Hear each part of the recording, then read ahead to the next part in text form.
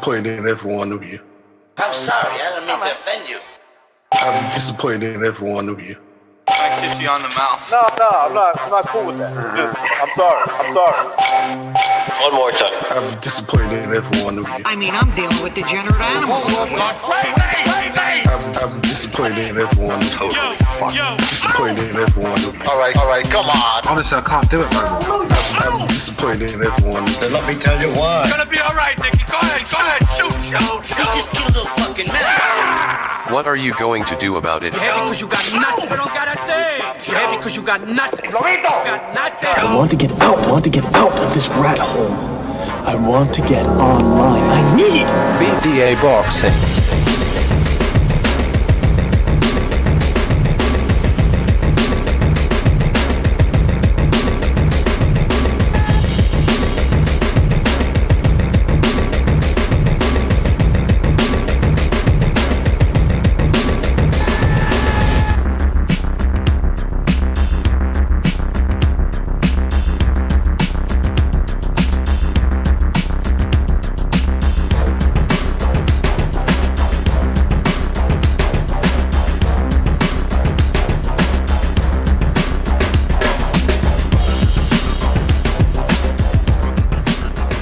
Well.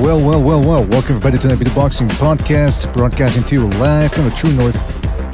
It's your good friend, Mr. BDA, and I'm glad everybody could be on board for this one, fellas. In this episode, we got a special one for you because we got some boxing this weekend, and there's also a lot of YouTube drama, a lot of he said, she said, he called him out, he didn't call him out, so hopefully that shapes up into fights, although I doubt it. But it is something to talk about, as well as, like I said, the Munguia versus Ryder fight taking place this Saturday, which should be an entertaining one, so we'll keep our eyes on that. Also, some big fights in the horizon. Had to start previewing them, some of those preliminary thoughts on those. We're not going to go all out, I don't think, but anyway, we'll take care of that. Also, maybe take some phone calls near the end of in about an hour or 45 minutes. Stay tuned for that. Before we get down to the fun, let's get the business out of the way, fellas. You know the drill. If you want to donate a couple of shekels on our way, you're certainly welcome to do so via the Super Chat feature. Although it's always better if you join the membership program. That way you get more bang for your buck. But the most important thing is you continue to like, subscribe, and you spread that BDA gospel. All right, fellas? Don't forget you can check us out on Spotify, iTunes, and Spreaker at your leisure. All right, fellas? Let's give a big shout out to the initiated here. I'm talking about Abel, Fluffy Toasters 89, SSC in the house. Shout out to SSC, Mars, Dark Hey Do, Mr. Dodos 117, Virtuoso in there as well, Protectorate General, Eddie Valenzuela, King Butcher saying hit the like, Grim Reaper, Sergeant, #CCD, The Viral Chronicles, and many more people to come, I'm sure. Fellas, thank you for joining us. All right. So there's a lot to get to here, and first would be the Munguia fight, which Munguia is shaping up to be a bit of like a Arturo Gatti type guy that he will deliver. I'm not saying he's been delivering those type of fights, but he could be something like that. He's no longer being touted by some as this guy that's gonna take over boxing or be one of the all-time Mexican greats. I mean, because really, what he is an entertaining fighter. That's really all it is. And I think if Golden Boy, look, he probably can. Ryder probably can get a decision if he goes that way. But if he earns it, I think they should give it to him, because at this point, giving Munguia another close call would just hurt his brand more than anything. So that's what I'm going with. Munguia is not that good a fighter. If people still out there, some people still think this guy's going to be the next Mexican hopeful, nah. He's hoping for a big Canelo fight. That's what he's hoping for. But in terms of all-time great and all that, it's very doubtful. He just doesn't have the technique, the wherewithal to get it. He's got heart, he's got power, but we've seen his limitations now. Now that he's fought guys like Rosado, David Yachenko, he's not that guy. And I think a lot of us already knew that, but, so the propaganda that's out there from some people, it is what it is. Hold on a second. I'm trying to get something to work here. Don't forget to hit the like, fellas. Hit the like. So that's my those are my thoughts on Munguia. And I'll say this too. Like Davidachenko was a better fighter technically than Munguia. John Ryder is a better fighter than Munguia as well. But I don't like Ryder. Sometimes he plays it too safe. Like, for example, at the Daniel Jacobs fight, he won it, but he just didn't press the issue that much. Same thing against Callum Smith. It seems he's at the almost category.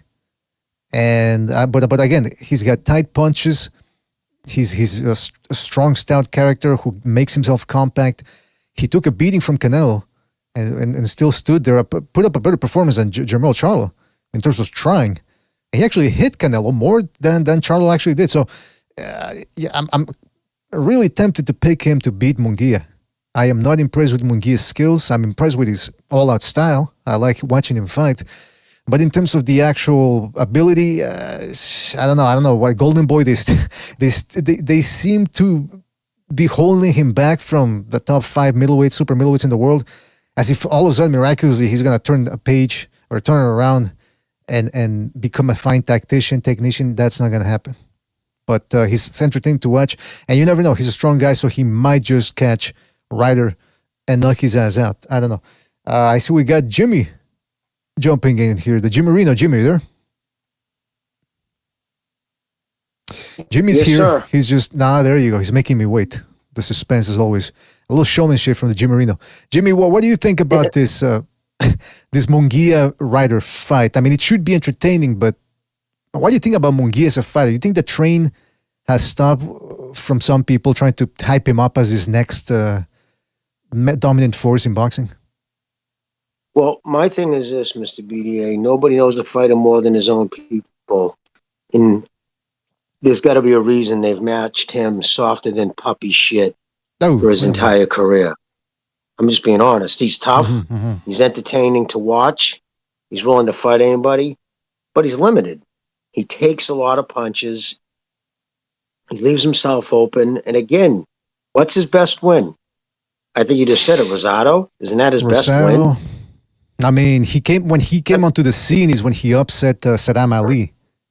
But that was HBO was still around. Saddam Ali was a blown up. I mean, he was a blown up junior welterweight. Welterweight. Yeah, blown up. Yeah, welterweight.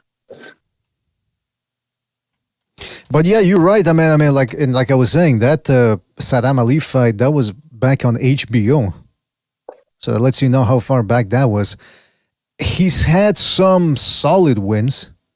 I mean, he did knock out Juan Macias Montiel, whereas Jermell Charlo struggled with him. So that's one up. But then again, he struggled, talking about Munguia, he struggled against Dennis Hogan and Davidachenko, and Charlo, back when he still had something in the tank, managed to beat those guys more. I mean, so I'm looking at the record here. Gary O'Sullivan, okay, been there, done that by guys like Billy Joe Saunders. Turano Johnson, he's like a gatekeeper. Camille Zeramata, who Golovkin demolished a year earlier. Gabriel Rosado, and even then, that was a war. And since then, they've been matching him really carefully, man. Demetrius Bayard, Jimmy Kelly, Gonzalo Correa. And then finally, his last fight was a bit of a step up against Davidachenko, and he went life and death with him. So I'm not going to fault him for being entertaining, but I am going to, I hope, I don't want to hear people saying that this guy is going to be the next Canelo or whatever, because he's not. Oh, yeah, God, no. Definitely not the next Canelo. But now, when they tried to match him against Triple G back in the day, and they wouldn't allow it. Well, to be fair, Triple G would have knocked him out. But again, I like Munguia, the fact that he does try his best. Look, the matchmaking, that's not his fault. That's his handlers. And if sometimes certain decisions go his way, again, that's not on him. But if I hear anybody come in here and tell me that this guy, just a little couple of tweaks, look, at some point, he's what, 26 now, 27? It's like the tiger or the leopard angel going to change his spots at this point. No, and he's got almost 50 fights, right? He's got like 40 fights or some crazy shit. Yeah. Yeah, he's been pretty active, which I like. You know, and look, I like the fact that he does plant his feet. He's a strong dude. We need punchers in boxing. if I see something again in the Ryder fight, if I see improvements, defensive improvements and all that, I'm going to be pleasantly surprised. But it's just my expectations right now are a bit low. But Jimmy, what do you make of that? What do you make of Munguia Ryder as a fight, and who you picking in that one?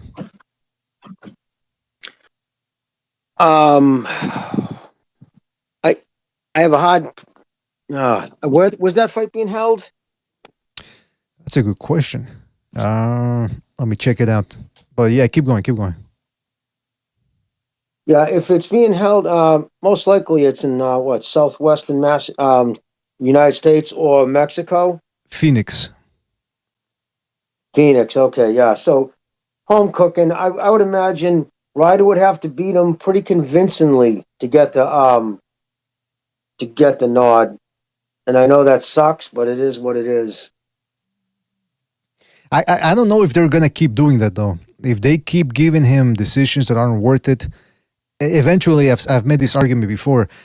Eventually, it's better to just let the guy lose legitimately than to keep giving him close decisions, because then that's what really drives guys and boxing fans away, because they go, okay, so this guy's gonna win no matter what. So why are we paying for this? But he's yeah, you're right, man. I mean, you still have to assume that any close call will go his way. He's a younger guy. He's a moneymaker. Ryder ain't in England, where he's got more fans over there, obviously. But I think Ryder's he's gonna present some problems, because he's not just a come forward fighter. He actually does move the upper waist very well, slips punches well. Look at what he did against Callum Smith. Created a lot of problems for him. In fact, some people believe he won that fight. And against Canelo, Canelo just wiped the floor with him, but that's Canelo. So Ryder ain't Canelo. Munguia ain't Canelo. So brute strength, activity, power, that's probably what gets it done for Munguia, but I'm very tempted to pick Ryder here, at least on paper. Yeah, I would see Ryder's definitely fought the better competition. Yeah. Mr. BD, I have to put you hold for 1 second. I got to get my headphone situation together here. This is unacceptable, but I'll allow it. Because that's just the type of magnanimous right, figure that I am. Oh, no problem. Yeah, listen. It's a good fight, man. And Munguia, again, I understand why people think that he can improve all of a sudden at 27 years old, because he did get in there with Morales as a trainer. Morales is a fine technician, and that's probably what they were trying to turn Munguia into. But of course, he's never going to be Eric Morales, with the straight 1-2s and the defense and the mix of defense and power. What they have to work on is his defense when it comes to coming forward and actually creating openings. Because the problem with Munguia is he's coming forward, but if you throw punches at him, he freezes and plants his feet and doesn't counter. Eventually that gets exposed against good movers. Not just any mover, because he has beaten, he fought Dennis Hogan and beat him, although that was a very close fight and didn't look good at all in that one. And a lot of people felt that he should have taken the loss. But he got past that dude. But you put him in there against a better mover, a more competent guy, he's going to get exposed. But Ryder ain't that guy. But Ryder, like Sergey Devdachenko, is a shorter fighter who throws nice compact shots. He's going to be throwing those shots in between Munguia's wallops. And that's the problem against Devdachenko. It was very frustrating to watch, because he would get on the inside against Devdachenko and then load up on a hook. And Devdachenko throws short volleys on the inside. And he was snapping Munguia's head back and forth all night. Just didn't learn his lesson. And I don't know, man. It was it's hopefully maybe now that he's learned his lesson, and maybe we'll see those changes against John Ryder. I don't know. Be that as it may, it should be a very interesting fight. Also, Oscar Collazo is going to be fighting on the undercard. I think he's the youngest titleist in boxing, unless I'm mistaken. That little trivia there, but. I know for a fact he's one of the youngest title holders out there, if you even care about titles, by the way. But he's a strawweight, and he's very talented. He's actually got some pop, very skilled, if you like movement and hand speed. So he's going to be fighting on the undercard. Fundora's sister is also in there. I think that's being televised. And Picasso is fighting junior featherweight 10-rounder against Eric Ruiz. Should be an interesting one right there. But yeah, man, the Munguia Ryder fight, this is the type of guys that they're putting him on up against. Guys that have already lost. And if they put him against an undefeated guy, he's usually an undefeated guy that hasn't done much. Because, again, with Munguia, they're playing it safe. And there's nothing wrong with that so far, except at some point, he's 20... no, wait a minute. Yeah, there is something wrong with that. That's what I was trying to say. 27 years old. He's been fighting on TV a bunch of times. He's not a kid anymore. Reminds me of the Jermaine Taylor situation back in the HBO days when they were really trying to hype him up. And they kept presenting him as a work in progress. And I remember thinking, and I think other writers said this at the time, they said, well, look, the guy's 27, 28. He's not a kid anymore. And at some point, you just got to assume you've got a finished product here. Or close to finished product. And that's the same way I look at Munguia. But there's still a lot of hope from the upper brass over there at Golden Boy Promotions. What are people in the chat saying? Chato Gonzalo says Munguia can't block hooks. Joker's Wild say Munguia better not lose. Well, you never know, Joker's Wild. I mean, this is about the type of fighter, Ryder's the type of guy that he can beat, but not necessarily school or out power or out men. So I don't know about. Just set your bar low for Munguia is what I'm saying. Protectorate General says, regardless, Smith is just not a good range controller. It's definitely not. Definitely not. That's why a lot of people were shocked when Canelo was able to beat him. I'm thinking, well, Ryder almost beat him, so why are you so surprised? The Chitlin distributor says, Jimmy says, if there's Mexicans present, it must be Mexico. Well, Jimmy, he's been following the whole Texas thing very, very closely, so, Mexicans, well, not necessarily Mexicans, just other South Americans sneaking into the U.S., it's on his mind. It's on his mind. Gonzalo says, Curiel is fighting BDA El Tigrito.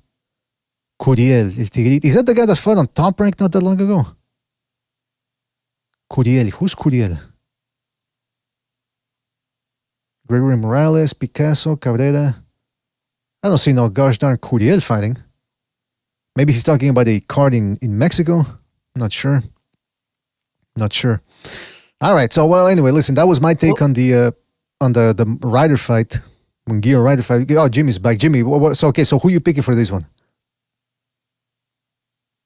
I would probably go with Munguia on points, only because the length, his size.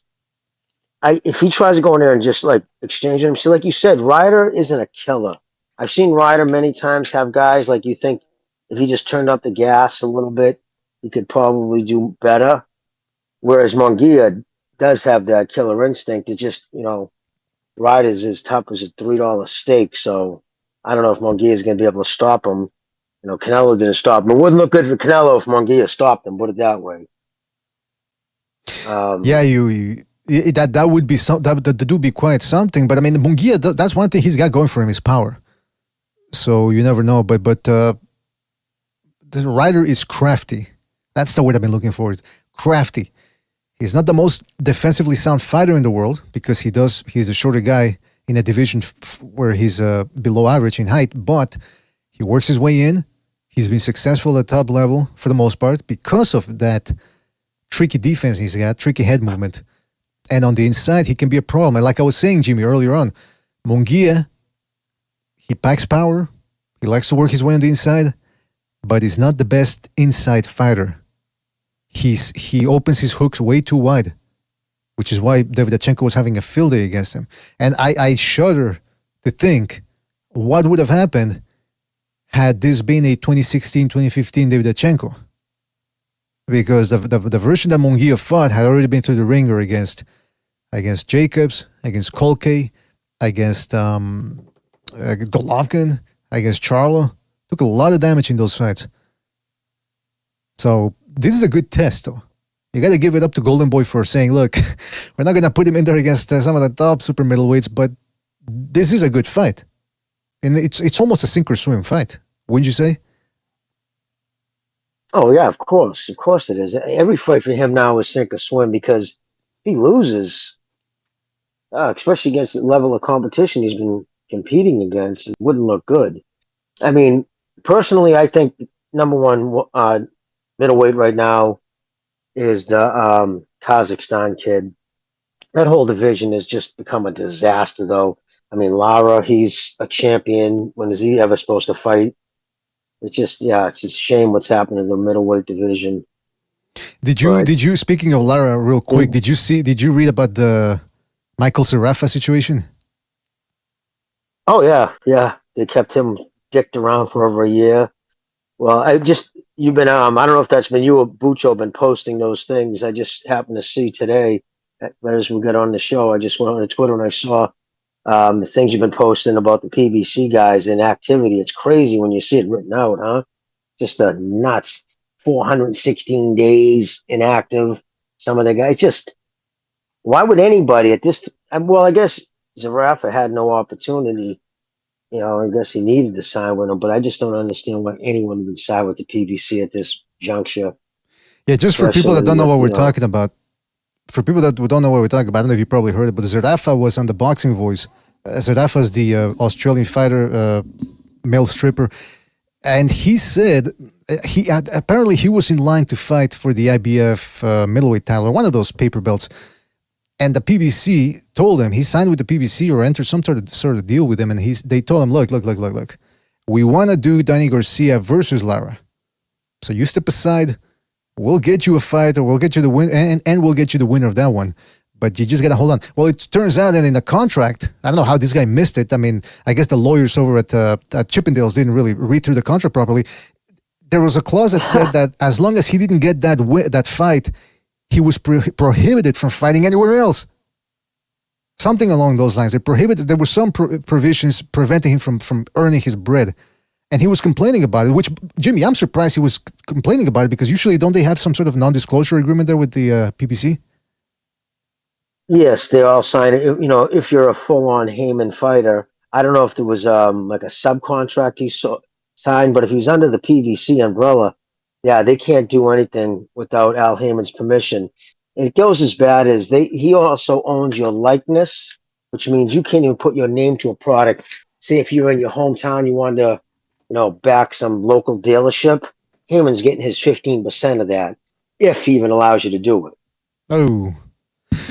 Yeah, this dude, I mean, so he was, but that's what I'm saying. So how come you think he's telling tales out of school, or did the contract expire, or what would you assume happened? I totally believe. I think they just dicked him around. Listen, people who know Heyman. I mean, if anybody wants to know, go and read the article. It's a 4 article by Thomas Hauser about Al Heyman. He quotes people in there: Gary Shaw, before Shaw went to work for Heyman, and a bunch of other people who work for him or familiar with him. Say, like, he's the type of guy, he'll call you back, buddy you up, but the second you serve no purpose for him, he just blasts you, cut you loose, like makes you feel like $1 million one day and a piece of shit the next. Oh. Like most businessmen, but yeah, he's notorious for that. Well, what a way to treat people, first of all. But let's just wrap up this Munguia Ryder thing. So you're going with Munguia because of the size, the power, and to a certain extent the youth, I believe, because I think Ryder is in his 30s. 35. Yeah, he's a veteran. That's definitely even more incentive for the judges to go for Munguia if anything goes in. But look, I'm going with Munguia too. I think he might labor unless he catches Ryder in between. That's the thing I do like about Munguia, is if he catches you with something, he will go for the kill. And he's got the firepower to do so. So I'm picking Munguia as well. I'm just not in the mood to go with a specific, a specific prediction, but I'm just picking him, general prediction, picking him to win. And I think it's going to be a good fight. And it's a nice little fight to look forward to on Saturday. So there is that. What else was I going to say? Don't forget to hit the like, fellas. Hit the like. We will be opening up the phone lines near the end of, in about 30 minutes. Depending on how things go. Shout out to everybody in the chat. The Wise One, Lobito in there. There's Gonzalo, Joker's Wild, Protectorate General. I am your leader, who says, Zerafa mentioned he hasn't gotten one check from the PBC. Oh, so no dime. Okay, so let's get into that, because right now there's only one card in boxing. We've already covered it. And we're also all wondering what's going to happen with the PBC, because they are they do represent 1/4 or 1/3, if you want to, of not 1/4. What am I talking about? 1/4 of the boxing world. They have a lot of fighters on their stable, and Jimmy mentioned the Twitter posts that Bucho did, and that what Bucho's been doing, because Bucho and I were having a conversation. We're having a couple of glasses of cognac, talking about geopolitics. Very high class, highbrow, conversation. You dunking your cigars in it? I mean, who am I kidding? We were fucking drinking 45s and watching fucking Jerry Springer. But anyway, look, the point is this. I told him, I said, hey, Butcher, you realize Keith Thurman hasn't fought since January 2022? He goes, get the fuck out of here, because he was losing track of the timelines. I said, check it out. Hasn't fought since 2022, January. So that's 2 years off. And he said something interesting. He said, back in the day, 2 years off, that was an eternity. Ali was out of commission for what, 3, 4, 5 years, I think? Or 3 years. I forget, but he was out of commission for 3.5, I think, during his prime. Yeah. Nowadays it's common. Jermall Charlo out for 2.5 years. Stanionis out for almost 2 years now. This coming April. And it just seems like it's just business as usual, or at least business as usual on one side of the street, one urine-stained side of the street. So it really is a shame because, Jimmy, let's look back at Keith Thurman's career. His peak was 2016, 2017, when he beat Sean Porter, and then in 2017 beat Danny Garcia, and he was considered, for a little while, the number one welterweight in the world. Errol Spence still hadn't built up the resume that he had. He would later have Pacquiao and Mayweather were on the wayside. Still, some people still had Pacquiao number one, and I certainly had him as the best welterweight back then. But for at least for a little while, that was Keith Thurman was in that conversation. Then he goes out of commission for about 1.5 years, gets beat up by Pacquiao, comes back in 2022, has one fight, and that's been it so far from him. Stanionis hasn't fought since April 2022 on the undercard of Spence versus Ugas. My question, Jimmy, is how are these guys making a living? Because Stanionis ain't no millionaire, I don't think. So he hasn't fought since then. What's he doing? Flipping burgers? What's going on? How's he earning money? I have no idea. I would imagine living off residuals, what money they made. See, the thing is with him, he pays you, he holds your money back. Yeah, he holds your money back. Say after taxes, everything, you take home, 8 stacks. He's going to fucking give you maybe 50 grand and then piecemeal it monthly. That way you don't get hammered with the capital gains tax. So that's you're probably able. But the thing is, he's holding on to the principal, and he's, God knows, doing what? Paying for the fights, making investments. But because the PBC hasn't been fighting, I don't know when. This is probably the reason why they haven't released any kind of a schedule yet. They need someone to finance this shit. He can have a deal with Amazon Prime, but if they don't have anybody to put up the money, because I can't stress this enough, Haymon is not a promoter. He's an advisor. So nothing comes out of his pocket. Whereas Bob Arum, when he says, I lost enough money, I could have bought a house in Beverly Hills, he meant personally lost enough money, and that's not the case with Al Haymon. The PBC is structured where he only makes money. He doesn't lose a dime. So, it is what it is. It's just, I don't know what they're going to do. They have nothing scheduled.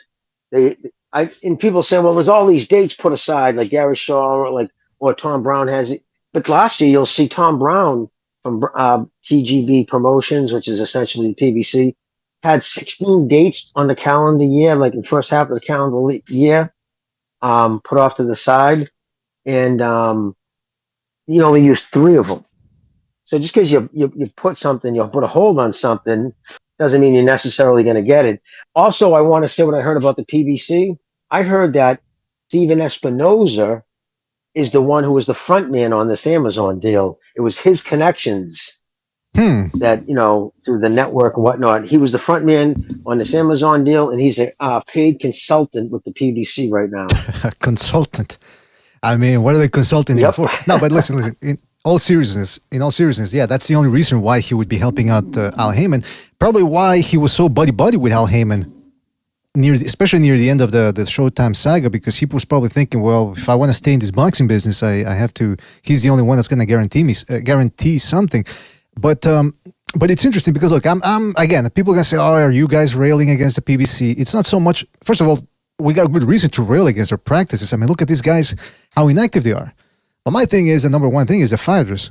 And okay, yeah, look, listen, it's not like I'm concerned. These guys aren't selling their asses in the streets with a pair of Daisy Dukes and construction boots. But the point is that the reason why I am disappointed is because I would like to see Stanionis fight as a boxing fan. So of course I'm going to care about their activity.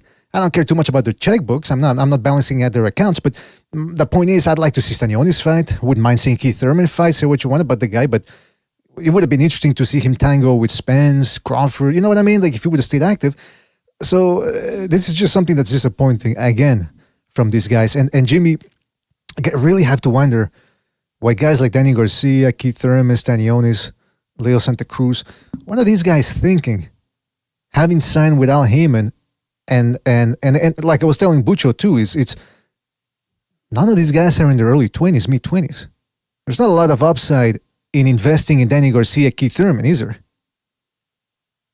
No, none whatsoever. But this way, the Saudis knocking their doors down to pay them anything. The only one in the PBC seems the Saudi are reaching out to is Davis, and we know that made him mad. So, yeah, man. I mean, it's bizarre, man.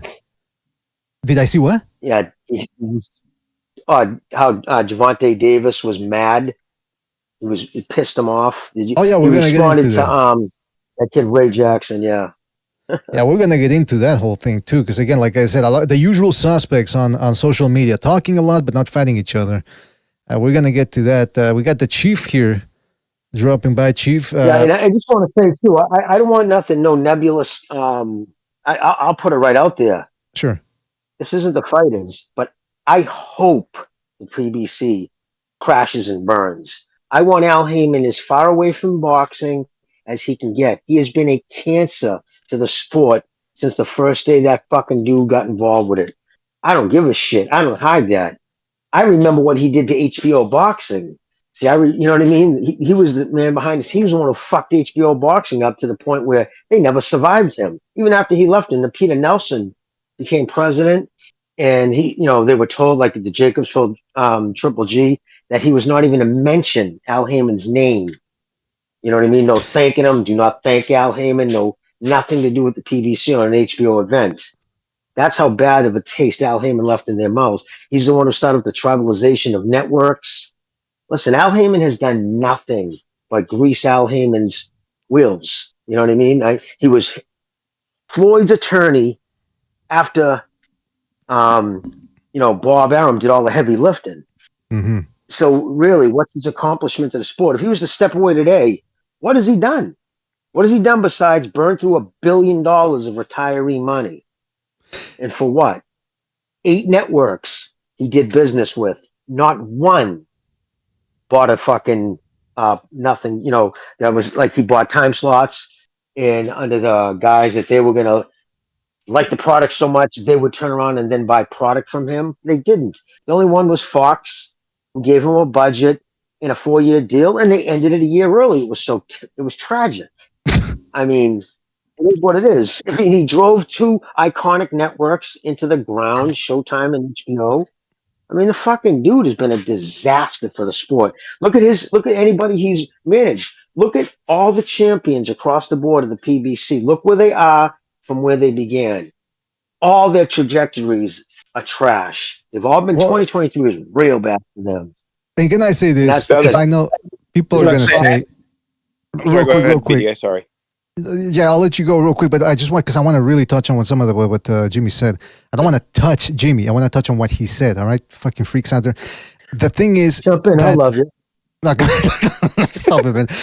But because I've heard I know what people would say, and because I've seen these arguments before. People are going to say, "Oh, so you're angry with Haymon for making the big fights?" First of all, we can all agree that inactivity is a bad thing.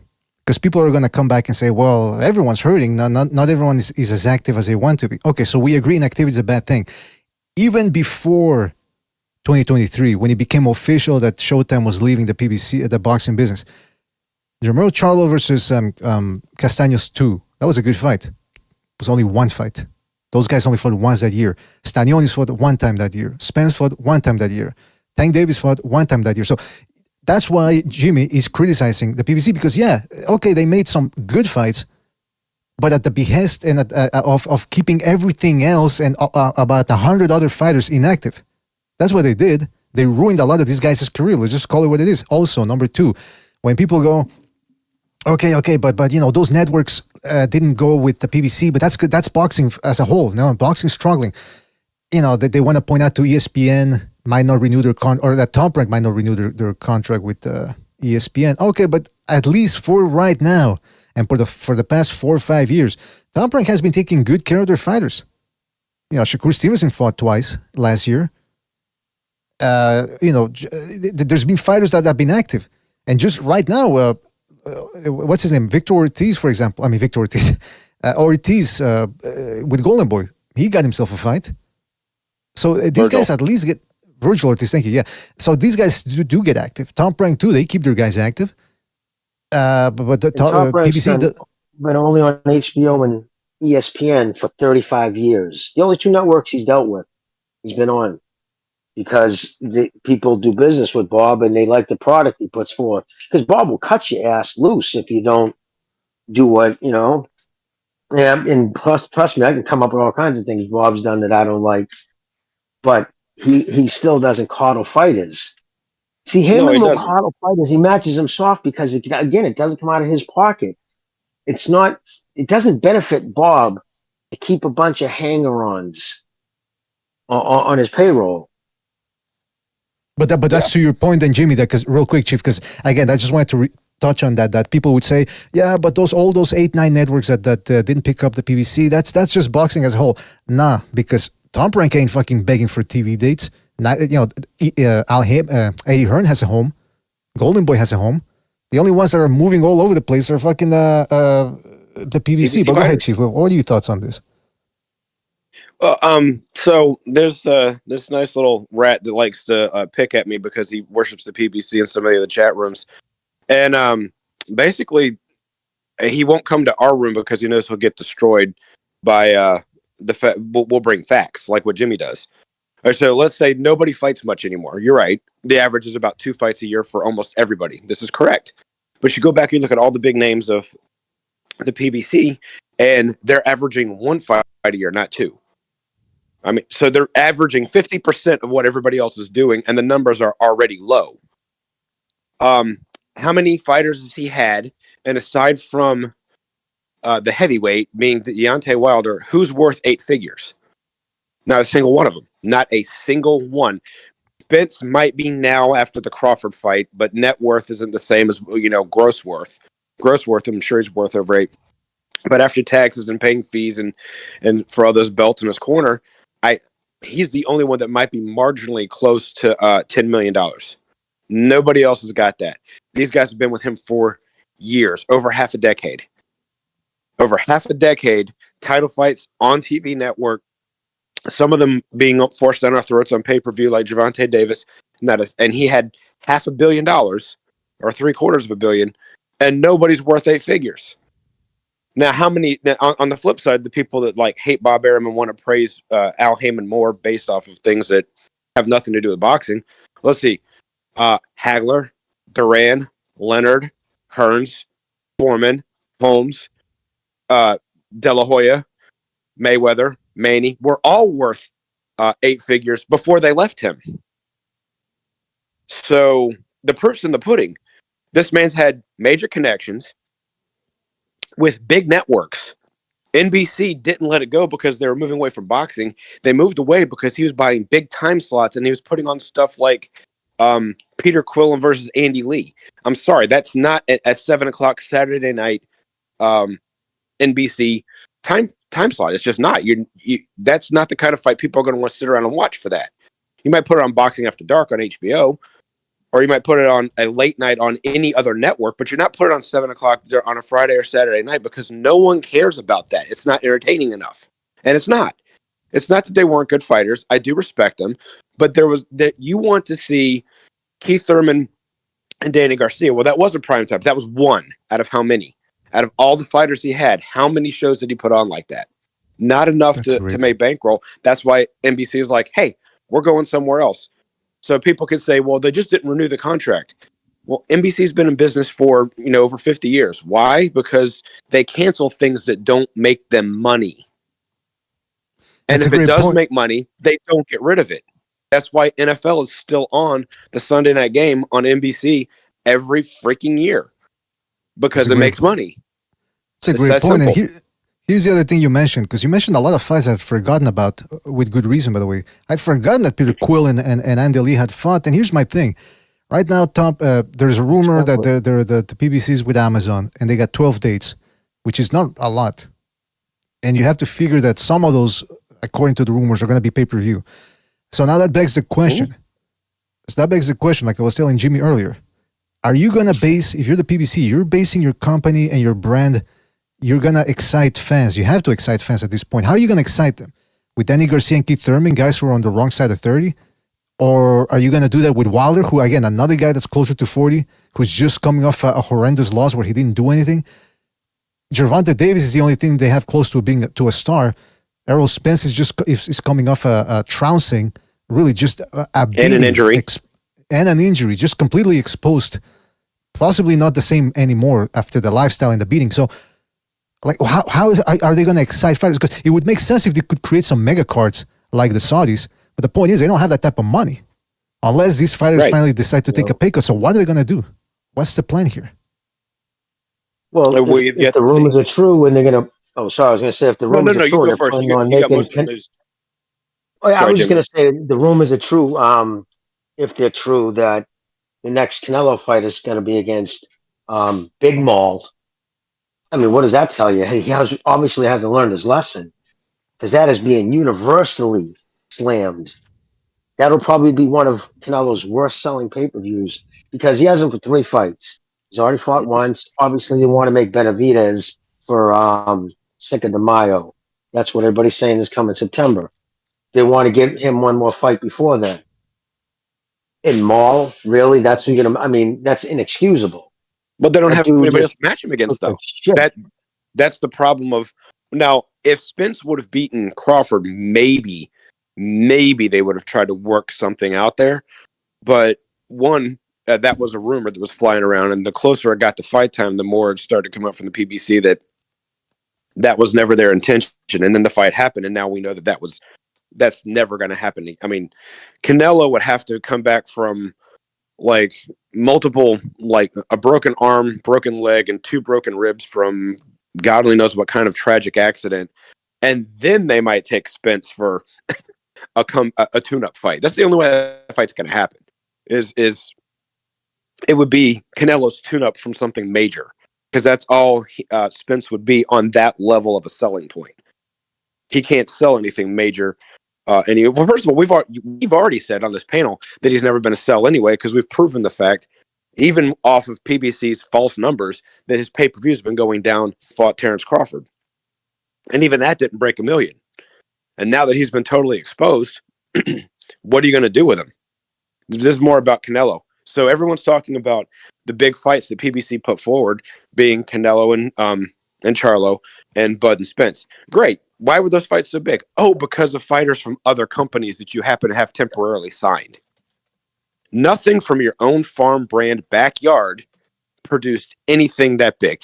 The third biggest thing that PBC probably did was Fulton and Inoue. Oh, another time you had to go to another company or somebody else's work of building up something, send your guy to someone else's backyard to try and make any money off of him, and your guy lost. So there's not a single thing that came up big that PBC did on their own with their own fighters. Everything was a farm. I won't say farm. Basically, it's somebody else's work. Canelo's been mostly Eddie Hearn and Oscar De La Hoya and DAZN. He comes over and there's a huge fight for PBC standards over with PBC against Mel Charlo. And what happened? 1, their guy lost, and 2, it didn't get anywhere near 800,000 pay-per-view buys. Why? Because everybody knew it was a joke. They just wanted to see Maul lose. This whole thing about, this Jamal thing is unbelievable. I really would be shocked if they put him in there against a guy who looks like he just came out of the crack den. You know what I think? And again, I got no proof. It's just my intuition. I think what they might be trying to do is the old switcheroo, which they did last year when they said it was going to be Jermall versus Canelo, and then they introduced it. Oh no, it's going to be Jermall. So it makes it less. It makes it into a better fight because if they would have announced Jermall right away, people immediately would have gone to the size difference. Oh, this guy's got to jump up 2 weight divisions. But once you compare it to a less enticing fight, all of a sudden it doesn't look that bad. So I think they're doing the same thing. I think they want to put Canelo in there, maybe with the winner of Munguia Ryder. I mean, if Munguia beats Ryder, maybe they were waiting for that fight to make an announcement. And they're throwing out the rumor that Jermall's next, so that once he fights Munguia, people go, hey, that's not okay. Not as bad as fucking a guy that just looks like he should be in an insane asylum. I don't know. So once again, they're going to take 2 fighters that don't belong to them, both one former Golden Boy and one current Golden Boy, and they're going to have to go in business with Golden Boy to make that happen. Yeah, and that's why I have a hard time believing that would happen because he's signed to DAZN, and I can't see Golden Boy and DAZN cutting him loose to go let him fight on the PBC Prime. And that's with PBC being solid 2 Prime, they're not going to send Canelo over there for that fight. Of course not. No, that's the whole reason they signed him. Prime's not going to let that happen.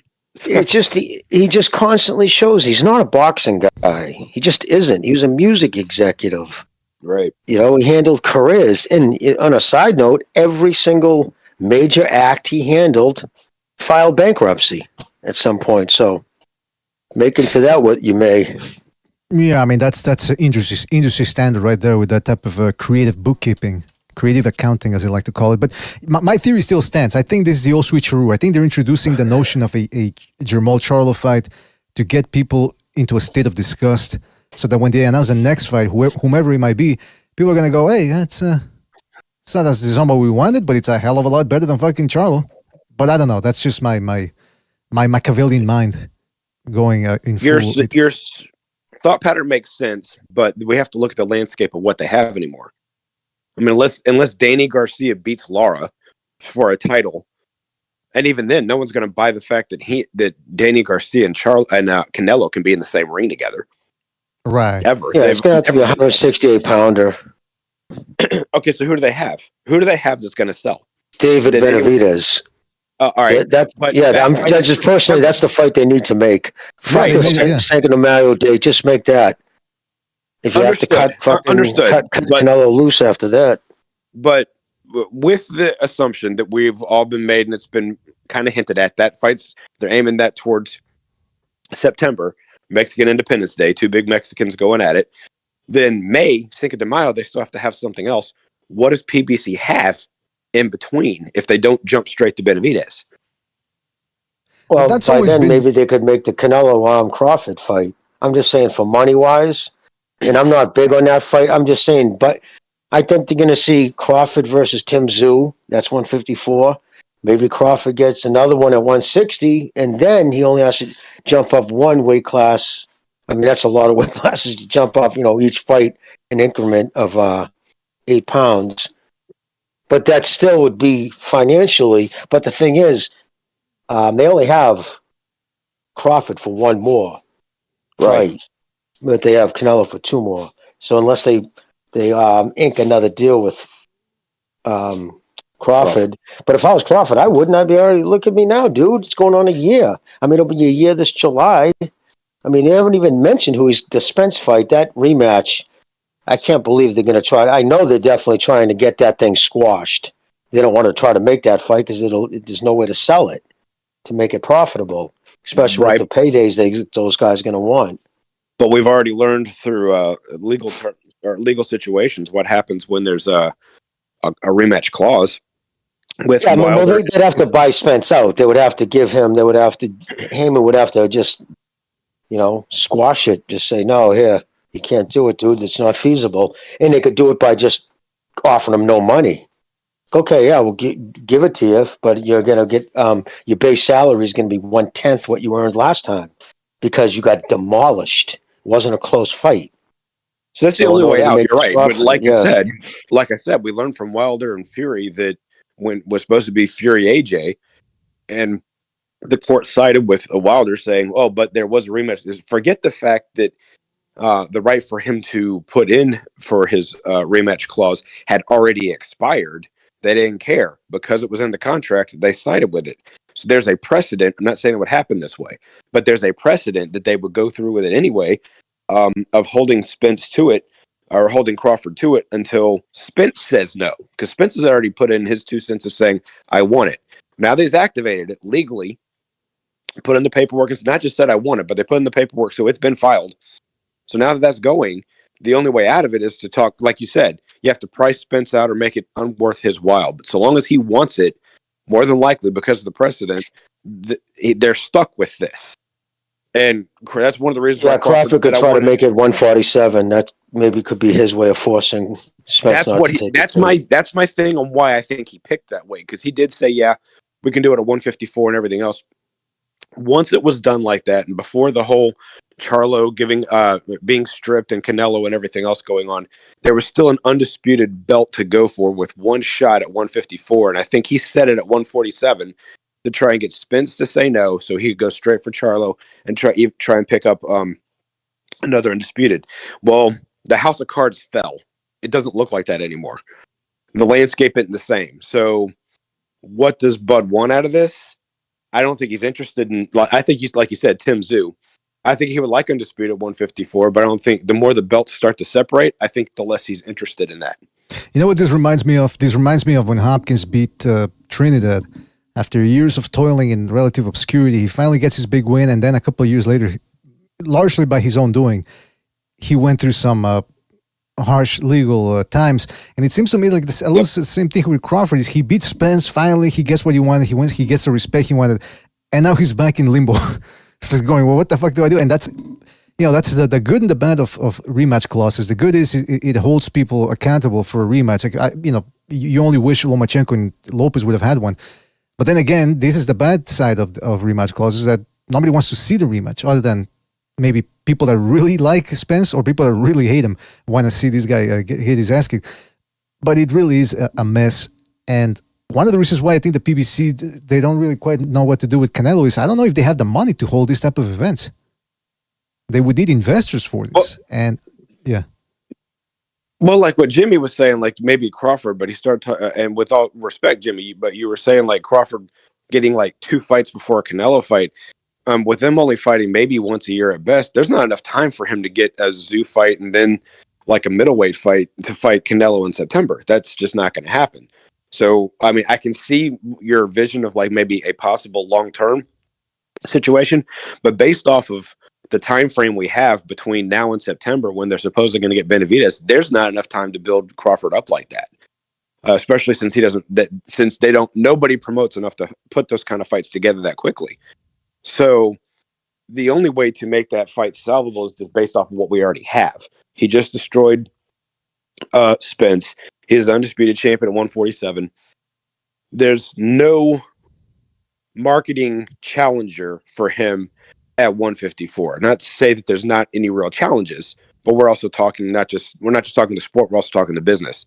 So on the business side, there's no marketing big payday for them to put him in with to launch to a bigger payday with Canelo. Now, boxing heads like us would love to see him fight Tim Tszyu. And in Australia, that would probably make some really good money. But we're talking like a big box office thing back to back. So Tim Tszyu followed by Canelo, that I just don't see that being big enough for them to be able to put that together in such a fashion to get that done, to have the super fight in September, especially since September is supposed to be David. So between now and May, they would already need to start the marketing saying this is what's happening. The rumor would have already need to be in the news thing. They're already back in the gym. This is tentatively ready to go. None of that's going on right now.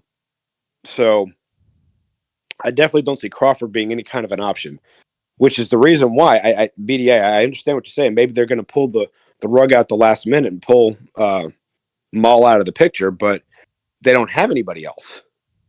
They don't have anything at 160 to 168 to put in with Canelo as a holdover fight, but still a money grab until the Benavidez fight in September. I mean, nothing that's worth selling. One, we've already seen Lara. And whether you thought he was robbed or not, he's aging like milk and not like wine. So that's not going to be a situation where that's going to be a major seller, regardless of how talented Lara used to be. No one's going to believe that he and Danny Garcia ever deserved to be in the same weight class. So that fight right there, regardless of who the winner is out the window. That's not going to happen.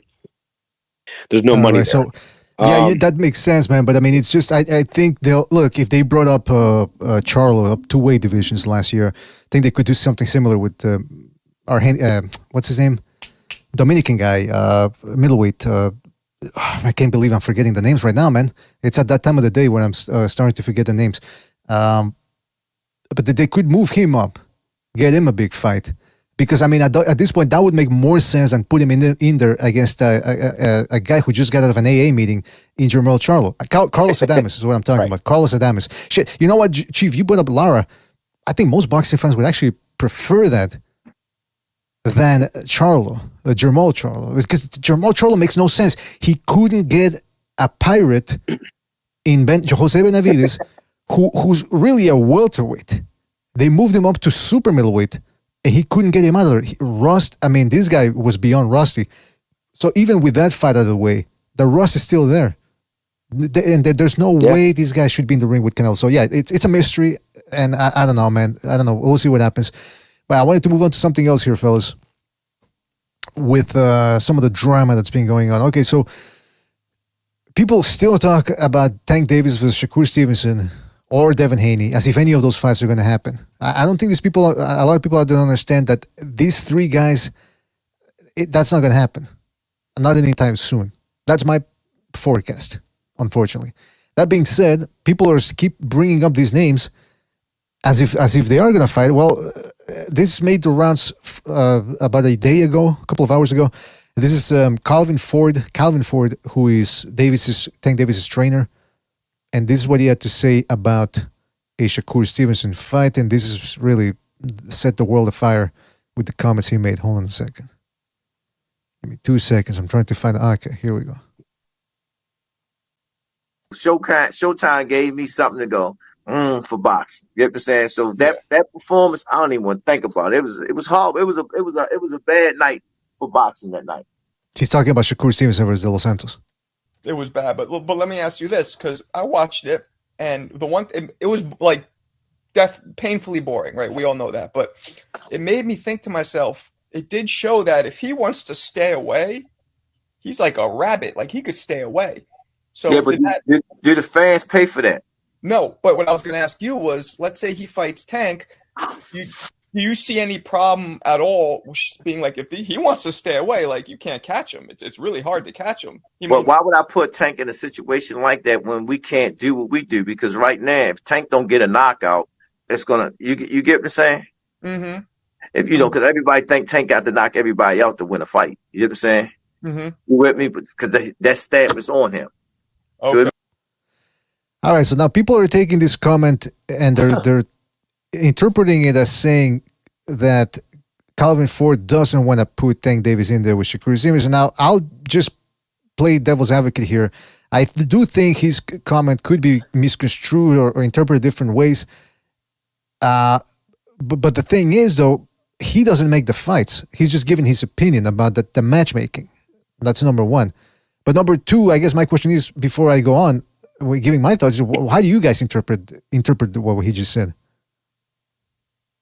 You're not going to believe this, but I side with him. I wouldn't want to put my fighter in against him right now after that last performance. You don't put who wants to match their fighter against a guy who's shown that he's not willing to engage? If he thinks he's going to get hurt, I mean, he acts like he's dealing with kryptonite in there. It was just such a horrible performance. He needs to come back and do his career a favor. But yeah, he and now he's coming out saying he's a free agent or whatever still, or testing the waters. Like who he's not even like he's not even going to get the same money as he just got. I mean, he's going to have to take a pay cut. Listen, that was like career defining bad. How bad that fight was. That he was that afraid of getting hit. Like it was a bad look. So I can understand why I wouldn't want to put my guy, especially my guy's a counterpuncher, against someone who's just going to jab and run. jab and run. He'd beat him just by sticking him with jabs all night, and frustrating him. And it would just probably, I don't blame him for saying that. But on the other hand, if you look at the fact now, one of the major sticking points between, say, Tank and Haney has been money. Who's going to pay for it? Where's the money coming from? Yada, yada, yada. Now that you got the Prince, His Excellency Turk El Sheikh saying straight up, I will pay for that fight. Let's have it. And Tank's response to that was, he made me mad. So because why he made him mad? Because now when he ducks it, to fight Frank Martin, that kid Valenzuela, or Isaac Cruz, he's going to get crucified, and he's going to be down to his last small handful of mouth-breathing nitwits on Twitter talking about how he'd kill Lomachenko and everybody else when it's been over 7 years. He just had his anniversary for Pedraza last weekend. It was 7 years ago since he fought anybody who opened as the Vegas odds-on favorite. Didn't close by fight night because the rumors of Pedraza being so weight-trained and emaciated was so rampant that by the time the fight went off, Davis was the favorite. So he's never actually heard the first bell not being a favorite fighter. And he's got to do something, because all you got to do is go to his Twitter account and just look at something he tweets. 90% of the stuff is negative, comments. When are you going to finally fight somebody?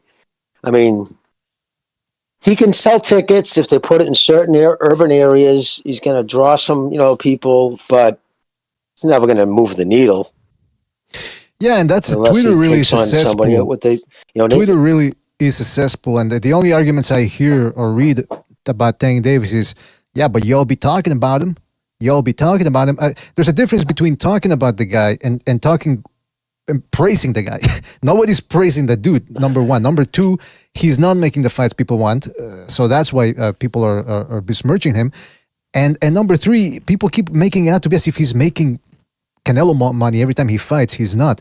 He would be, possibly, if he'd built himself up a nice little resume in the past 3-4 years, but that's time wasted. Again, that's the PBC plan that they've got them on. And the whole thing of they made me mad, they would need to place a Bugatti or Lamborghini or whatever he said to my doorstep is, I thought you already had that type of money. So again, there's contradictions. 2 Ferraris. Ferraris, there you go. So anyway, he doesn't, because that money's not real. He only gets 1.5 million to 2 million guaranteed a fight, and they don't see back end money unless they sell 500,000 pay-per-views or more. And they're figuring that only one even came close to that, and that was against Garcia. The rest is all bullshit. It's a reason why he's bouncing checks to jewelry stores. Well, I mean, he doesn't have the money that his fans think he has. He should come see me for a loan. I'll give him some good interest rates, let me tell you. But look, listen, the point is this. The Tank Davis fight, the situation with Calvin Ford, though, and Shakur Stevenson, though, I just want to get back to that, because Calvin Ford, how I interpreted his comment was, why would I put Tank Davis in against Shakur Stevenson when it would probably be pay-per-view and it would stink the joint out because of the way that Shakur Stevenson would fight? That's the way I interpret it. But then that begs the question, okay, so you're worried all of a sudden about the product that you deliver. Do tell, what is the next fight that you think Tank Davis is going to be in that is going to get people excited? Like Jimmy said, Valenzuela? Is a Cruz rematch? I'm sorry, man. I'm a hardcore boxing fan. I'll probably purchase those fights, but I won't be doing so with a smile on my face.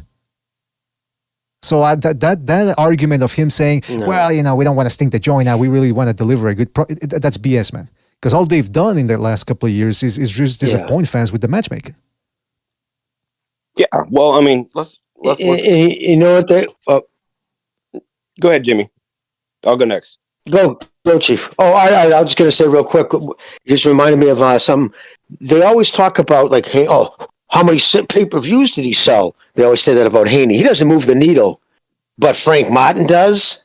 Then that Valenzuela kid moves the needle. You know what I mean? Please don't. I mean, you're talking on two sides of your face. The people you're talking about aren't as popular as Haney. And if, like, his fan base says, oh, no, he did 1 million pay-per-views with Garcia, and that was because of Tank. Well, if it was because of Tank, who gives a fuck who he's fighting? Because if he sells that kind of pay-per-views, doesn't matter who he's fighting. Because the needle is moved by him. But they know it isn't. So, yeah, that was my thing. They don't know because they don't. Because anytime you talk to the people that actually say that kind of stuff, you ask them to produce the pay-per-view numbers, and they won't go research that, number one, because they're too lazy or not smart enough. And two, if they are smart enough, they won't go and research and post it because they're going to have to eat their own words of the fact he's not a real sell. He's never sold. I think he might have done 350,000 before without Garcia, but he's never broken 400. Never at all, period, as the main event. And some 275 versus 275 versus Romero.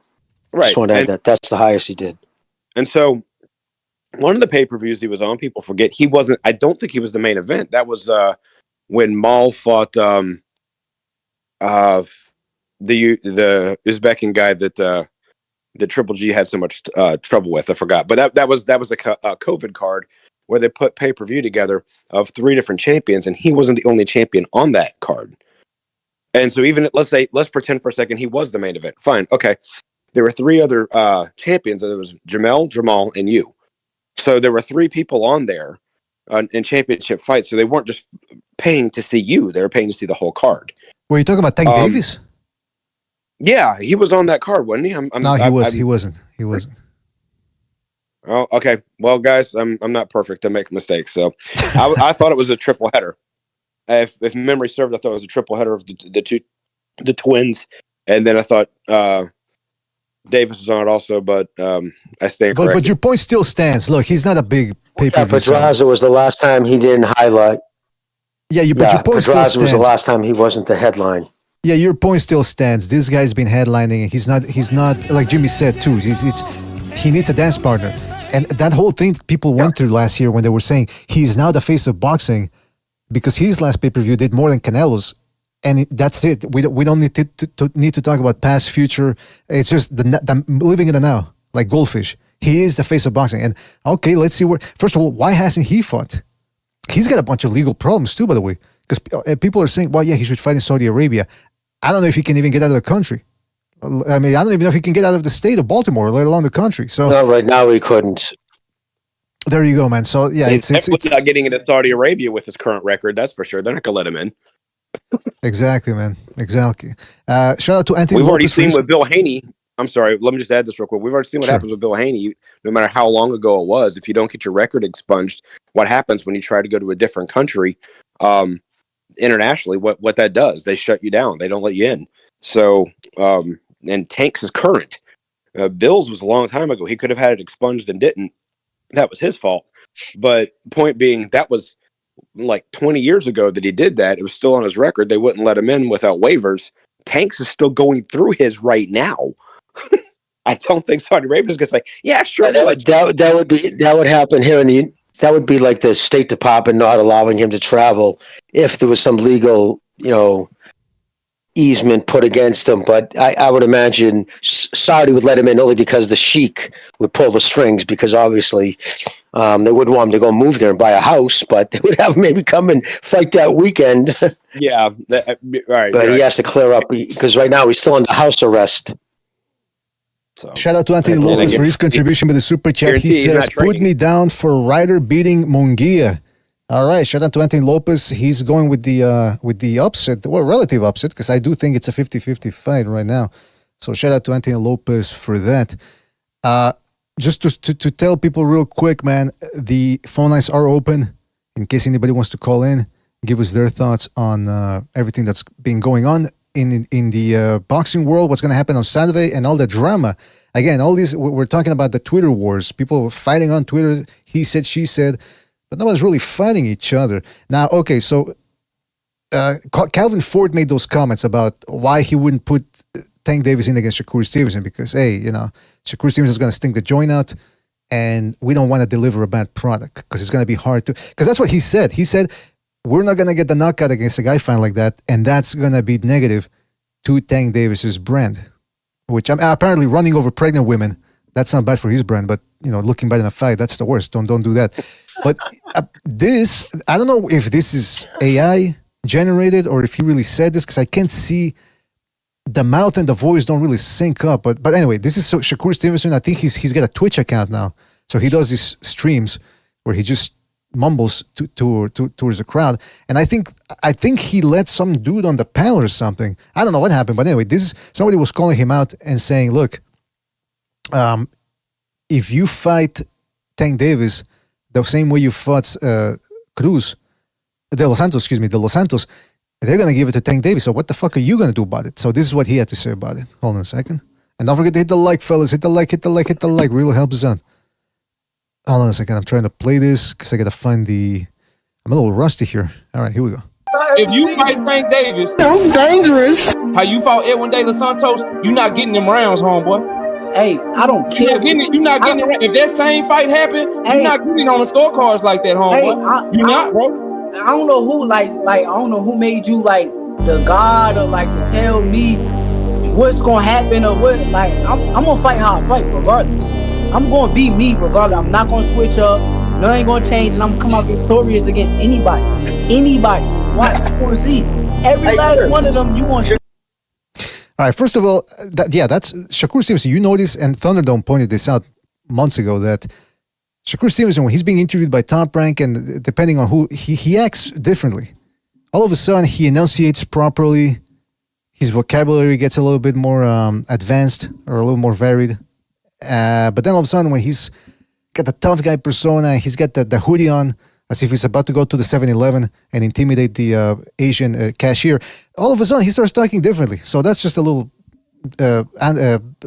observation right there.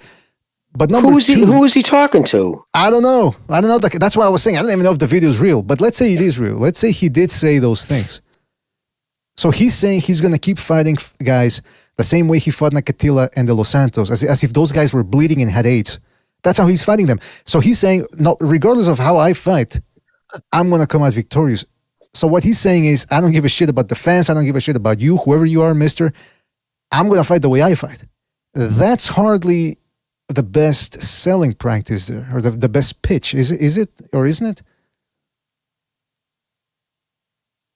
Yeah. The fucking dude won't be able. Listen, he won't sell sand to a fucking Arab with that kind of pitch. I mean, he's an idiot if he thinks that was, like I said, career defining, if not career destroying. You can't do shit like that. That set him back. Absolutely set him back. I mean, remember he went in walking into the ring. He had fucking he had Crawford on one side and some of the other. They didn't leave the ring with them. They couldn't be seen. They were like, all right, I'm gonna snake the fuck out. I don't want to be seen with this boring ass motherfucker. And I'm as big a Shakur fan as anybody on this panel. I say it all the time. I think he's extremely gifted. But I've always questioned whether he likes. I since that time I watched him get obsessed with that little mouse on his eye. It just struck me odd. I'm like, look at him. He's obsessed with that little mark on his face. He's staring at the jumbo screen after his fight. Like, wow, look at that. I got a mark.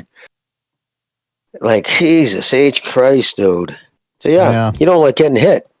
Well, between the two of them, they've both screwed up. Well, I don't know. Tank hasn't said anything, so let's leave Tank alone, but go to his trainer, who I don't believe is also his manager. So it's not like this guy has a whole lot of pull on the whole thing. But so your brand is knocking people out. So it's not skill, obviously, because if you had skill, you would tell your guy to find a way to close the distance, cut the ring off, work the body, the things that great fighters do.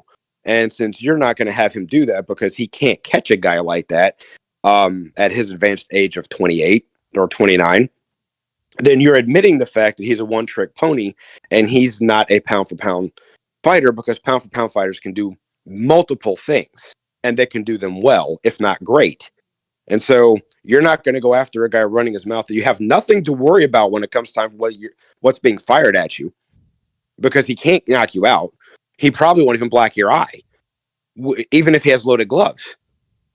The beatings that he put on, referring back to Shakur real quick, the beatings that he put on, not long. Oscar, what's that guy's? Valdez. That he put on Valdez, and then Herring. most people would have been knocked out from what he hit them with. And one was a much smaller natural featherweight, even though they were both featherweights at one point in time. The other guy was shot. And he beat them up, but he really couldn't put that career-defining highlight reel knockout, hitting them with everything but the kitchen sink. So Tank's got nothing to worry about coming at him. And his trainer still doesn't think that he can come forward, cut off the ring, and hurt this guy. That's a good point. And they're both southpaws, so it's not like the southpaw jinx is going to throw him off of trying to cut the ring off because the foot battle is not going to be an issue. So that's Tank's side of what his argument, that his trainers come straight out and said, I don't have faith that my guy can put everything together unless there's an opening, unless it's a B-rate fighter who's always going to leave an opening because B fighters do that. Or I'm not going to be able to use my A skills to cut this ring off and beat this guy. Let's say I don't knock him out. I beat him up. Okay, well, if he's this level of fighter that he is, that Chavez was, that a young Spence was thought to be, that Bud Crawford kind of is, that Manny Pacquiao was, that Duran was, that Arguello was, they beat people up to win. And if they didn't knock him out, they beat it to a stoppage. And if they didn't do that, they beat you up so bad, the judges were like, yeah, that guy won. So you know what's interesting about that? Confidence that he could do that. Somebody on Twitter, I should have saved the comment, but somebody on Twitter said about in replying to what Calvin Ford said about how I don't want to put my guy in there against Shakur Stevenson because Shakur Stevenson is going to prevent us from doing what we do. And somebody said, translation, you just want him to fight flat-footed Mexican fighters with no IQ. And I'm thinking, oh, here we go again with the whole Mexicans fighters have no IQ. First of all, Isaac Cruz is a flat-footed fighter. No. Hold on. BDA, if there was a Julio Cesar Chavez out there around that weight class, they would not go for him at all. Well, I mean, they're going to go for more of the Jorge Paez type that never uses a jab and usually gets wins off of. Case in point, Isaac Cruz is a flat-footed guy because he actually knows how to punch with power, which means you have to plant your feet. And he gave Tank Davis his toughest fight ever at this point. And I dare say, he actually, if Shakur Stevenson fights Tank Davis, I think Shakur Stevenson beats him. But I do think it would look a lot like the De Los Santos fight. And I think Tank Davis would probably walk out of there maybe flummoxed, confused, maybe a little embarrassed that he couldn't catch the guy, whatever. But he's not going to go out of there hurting. He's not going to walk. Right, and he's not going to walk out. He wouldn't walk out of there against Shakur Stevenson. He won't walk out of there hurting. He was hurting after the Isaac Cruz fight. Now, let's say, and let's buy the theory that Tank Davis had an injured hand in that fight. Because there was never any proof, there was never any specifics. He just said, I hurt my hand. Maybe you heard it because this motherfucker knows how to tuck his chin in and ram that juggernaut head of his towards his opponent. That takes technique, that takes skill. So I really am getting tired and exasperated with these people that, Mexican with no skills. Mexican with no skills. What Isaac Cruz did took skills. And he's not even the most skilled guy. So like you said, if a Julio Cesar Chavez guy type of monster was in there, all these lightweights would be running around. Shell, even William Cepeda isn't that, but he's got a work rate and tenacity that might just provide a bunch of problems for these guys. Real quick. Let me take a phone call, and then I'm going to go take a break to the latrines, and I'll let you guys talk about the next subject if you want, or if we want to keep talking about this one. Real quick, shout out to, 510 in the air, 510. What's on your mind? Hey, what's up, Jimmy? What's up, Steve? What's up, BDA? Shout out to Recognize. Shout out to Night Murph. Shout out to Larry Liston. Yeah, what's up, man? I just wanted to call in. First of all, I think I will want to second Jimmy's opinion when he first spoke about Al Haymon. I think he's a dick sucker. He's always been a cocksucker. He's terrible for the sport. I just like the fact that Canelo took that deal because, once again, he's not going to get criticized for that. That's complete bullshit. That's the type of dude that should be immediately ejected out of boxing. So, fuck Al Haymon. He's also on my shit list. And then, speaking of shit list, Jaime Munguia, it's another guy that I think he's overrated. Obviously, he's been matched up like in a complete bitch way. I think he's also an embarrassment to Mexican boxing. I want Ryder to win, but I mean, obviously the more likely decision would probably be him getting like a 12-round, unanimous decision just based on points. But I think I have Ryder. I think Ryder will edge him out. I think Ryder's if it becomes like a bang out fight, I think Ryder will be tough enough to get.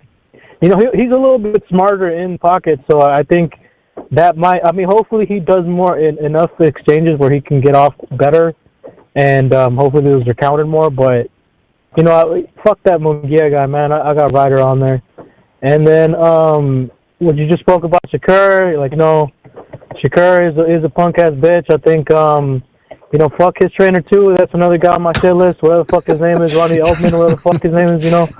That guy's a cocksucker too. He knows what he's doing. Look, what I just like about the Korean boxing landscape. Look, these guys know what the fuck they're doing, man. Look, they know the deal, man. They know the matchups. They know what the fuck they're doing, man. And the thing that pisses me off as a consumer is like they think we're this fucking stupid to not realize that they're fucking cherry picking like to the last detail. Like they and then they get surprised why we don't want to watch a fight, dude. Like no, man. Like case in point, dude. If you want to be a great fighter, if you want to be a fighter that transcends the sport, you have to fucking fight, man. Just shut the fuck up and fight. I'm tired of this Twitter bullshit. I'm tired of all this garbage fucking gay fucking homo fucking drama, dude. Like, just show up and fucking fight, man. Shut the fuck up. Because, like, seriously, and this is why I expressed early on before, I just like the fact, even if there's Saudi Arabian money, like, I don't see these guys changing at all, man. Like, these guys are just complete. There's too many bitches in this fucking sport, man. I swear, like, down to, and I mean, I don't know what the fuck's going on, man. But like, I mean, it is what it is. This is the era of, whatever bitch made boxing. So, but yeah, fuck Shakur Stevenson too, man. And one last thing, I guess, with the whole Mexican boxing thing, when it comes to like the Mexican style. I mean, once again, I don't understand really the disrespect. I kind of get tired of hearing that stupid shit too, because again, the Mexican style, yeah, it's an offensive style. It's a stand your ground style, but it's exciting. I think it's better for the sport overall.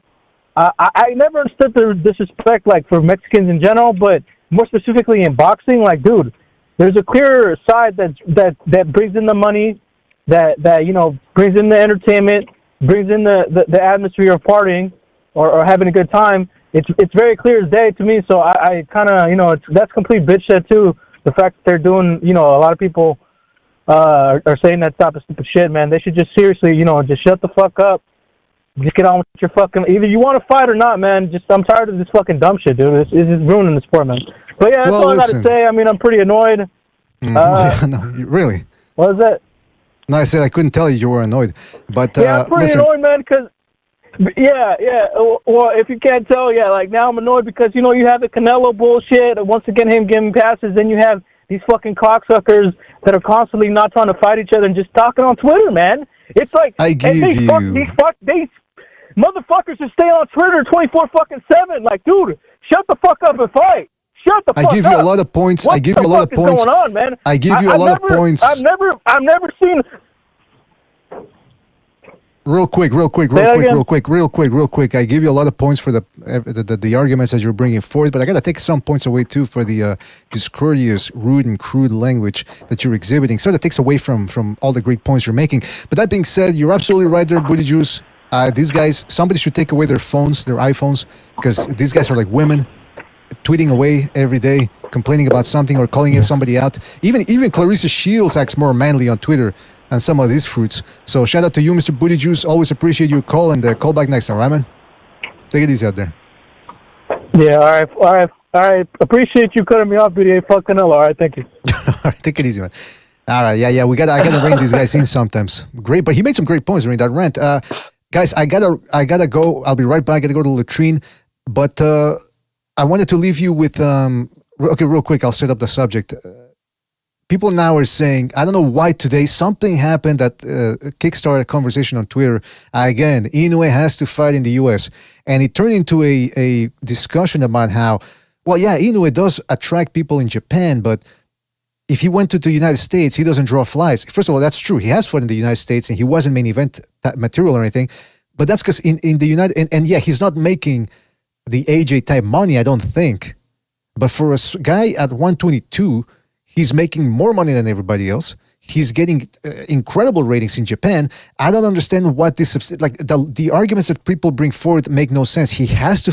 What difference does it make if he fights in the US or Japan if he's already fighting the best? I don't get it. I don't know if you guys saw that, but you guys take over. People. I'll be right back. You guys take over, Jimmy.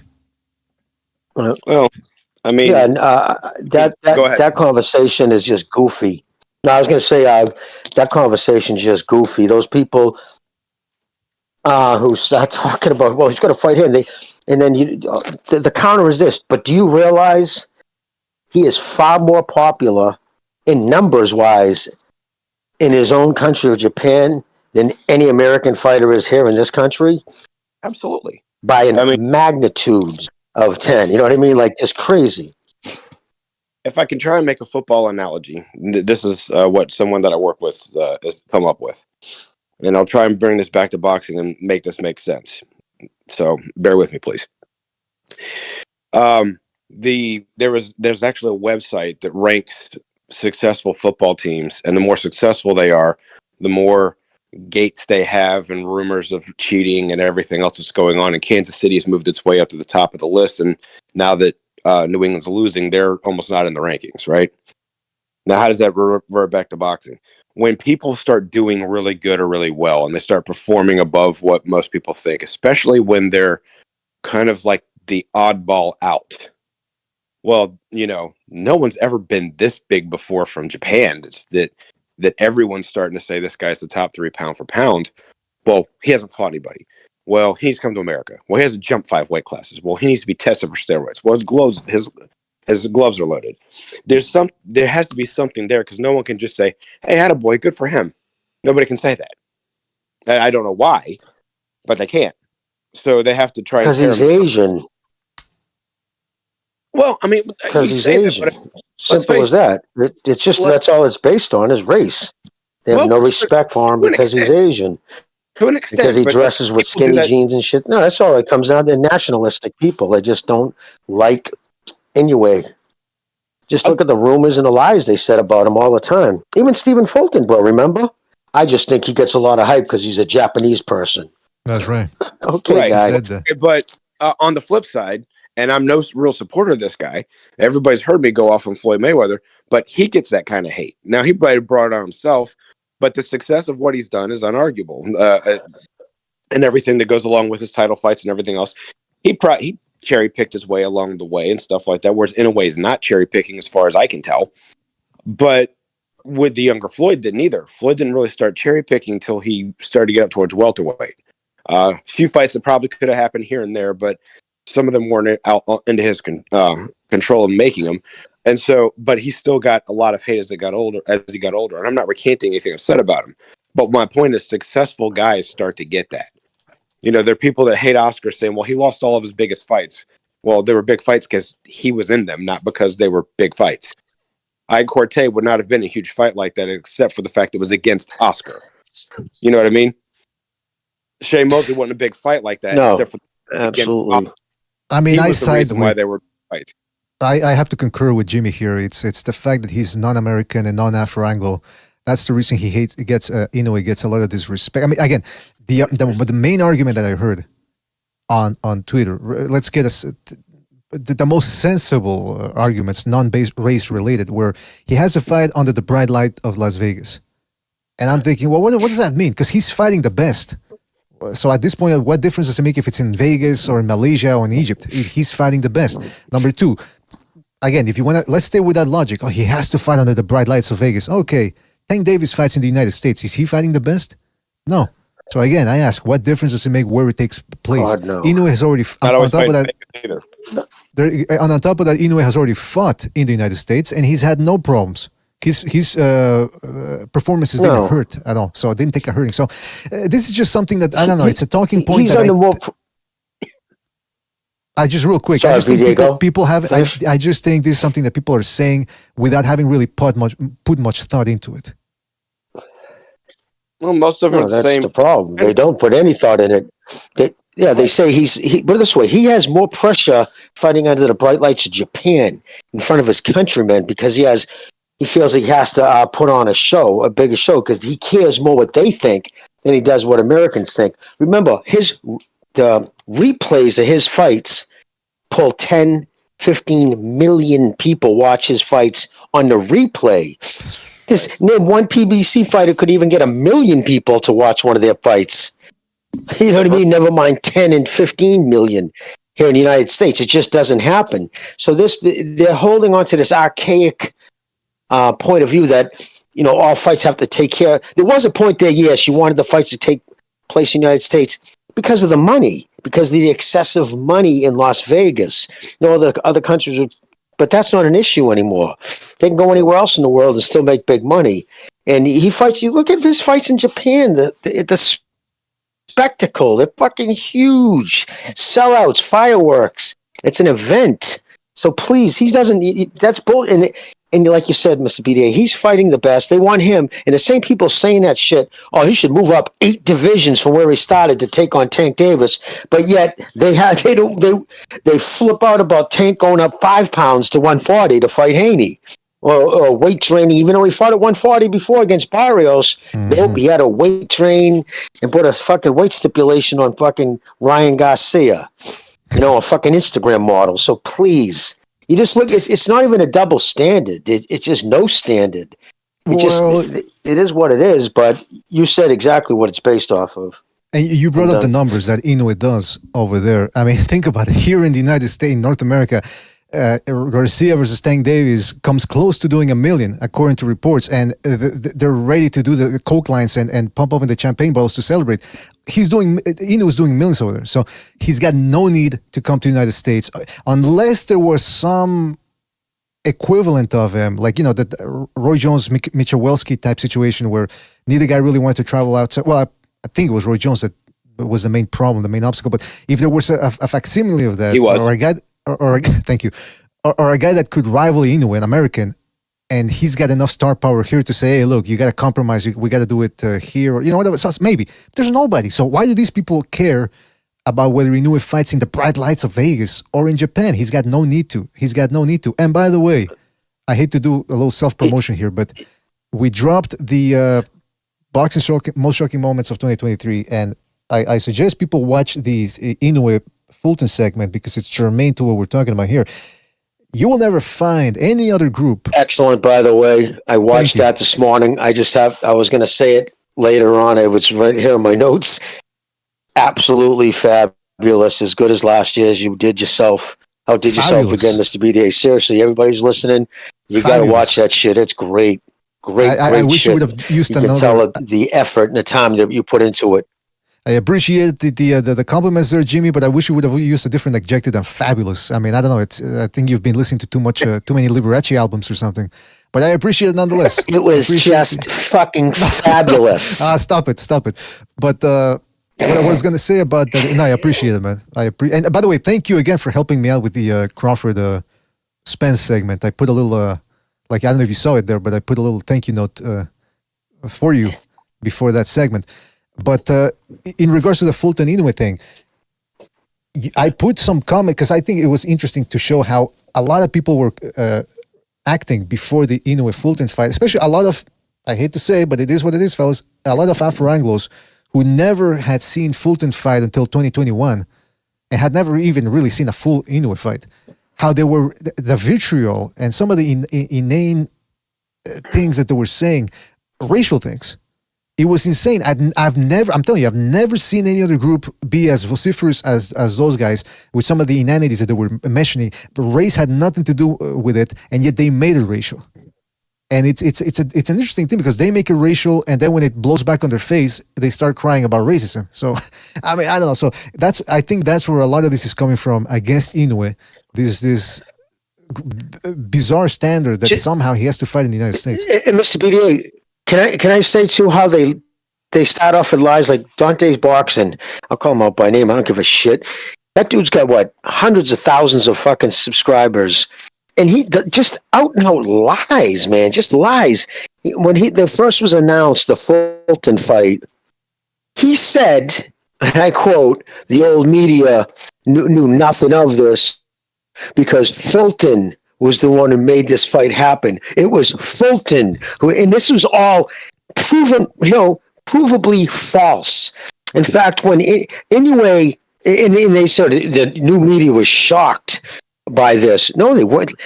Inoue was calling for Fulton a year before he fought him, a year before he fought Butler. In fact, almost a year to the day, he said, if I beat Butler at the end of the year and I unify this, I'm leaving this division immediately, and I want to fight Fulton. He didn't say, I want to win a title. I want to fight Fulton because he considered him the best at 122, and he was. So he was calling him out. In fact, when he first won the belts and he went up and he said, I'll end it right here. He said after he gave up the belts, he made a press release, said, yes, I'm giving up the belts and I want Fulton. Fulton started catching a lot of shit because at the time he was trying to make the rematch with Figueroa. Figueroa's team pulled out of that. And it was only after then, and Fulton didn't have a dance partner. To his credit, he took that fight. But he even said, because he was catching shit, and one of his responses were, because people said, why are you making the Fulton, the Figueroa fight instead of fighting Inoue? And he said, how was I supposed to know that he wanted to fucking, he was coming to 122? It's like, dude, what are you talking about? Every time they tweeted about him or called him pound for pound, it was Cool Boy Fresh fucking Twitter account right in there saying shit, saying negative shit. So he knew, but that's neither here nor there. But just the spin that it was Fulton who pushed for the fight, and nothing could be. It's the polar opposite of the truth. So they don't even care about, anything they say, whether it has any monicum of truth to it. They just put it out to push the narrative that their fan base wants to hear. And you're right, they make it racial, and then if people bring up race, it's racism. It's just insane. But it's the reason why nobody takes that fucking LDBC serious anymore at all. I never knew what they were till I joined the show. And then once people started mentioning certain names, I started to realize what you guys were talking about, because I don't know if Fannon's still a part of him, but that he was. At least that's what I was told.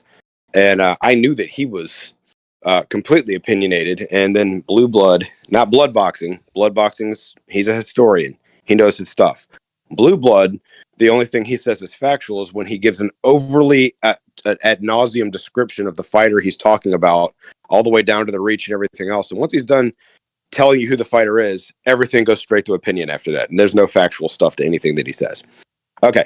Now, I remember you and I were talking about this on air, Jimmy, about the fact that Fulton tried to pull the, well, how was I supposed to know line? And you said that verbatim and provided, I think a link, but you provided something in our chat about that. So he definitely tried to play that card off.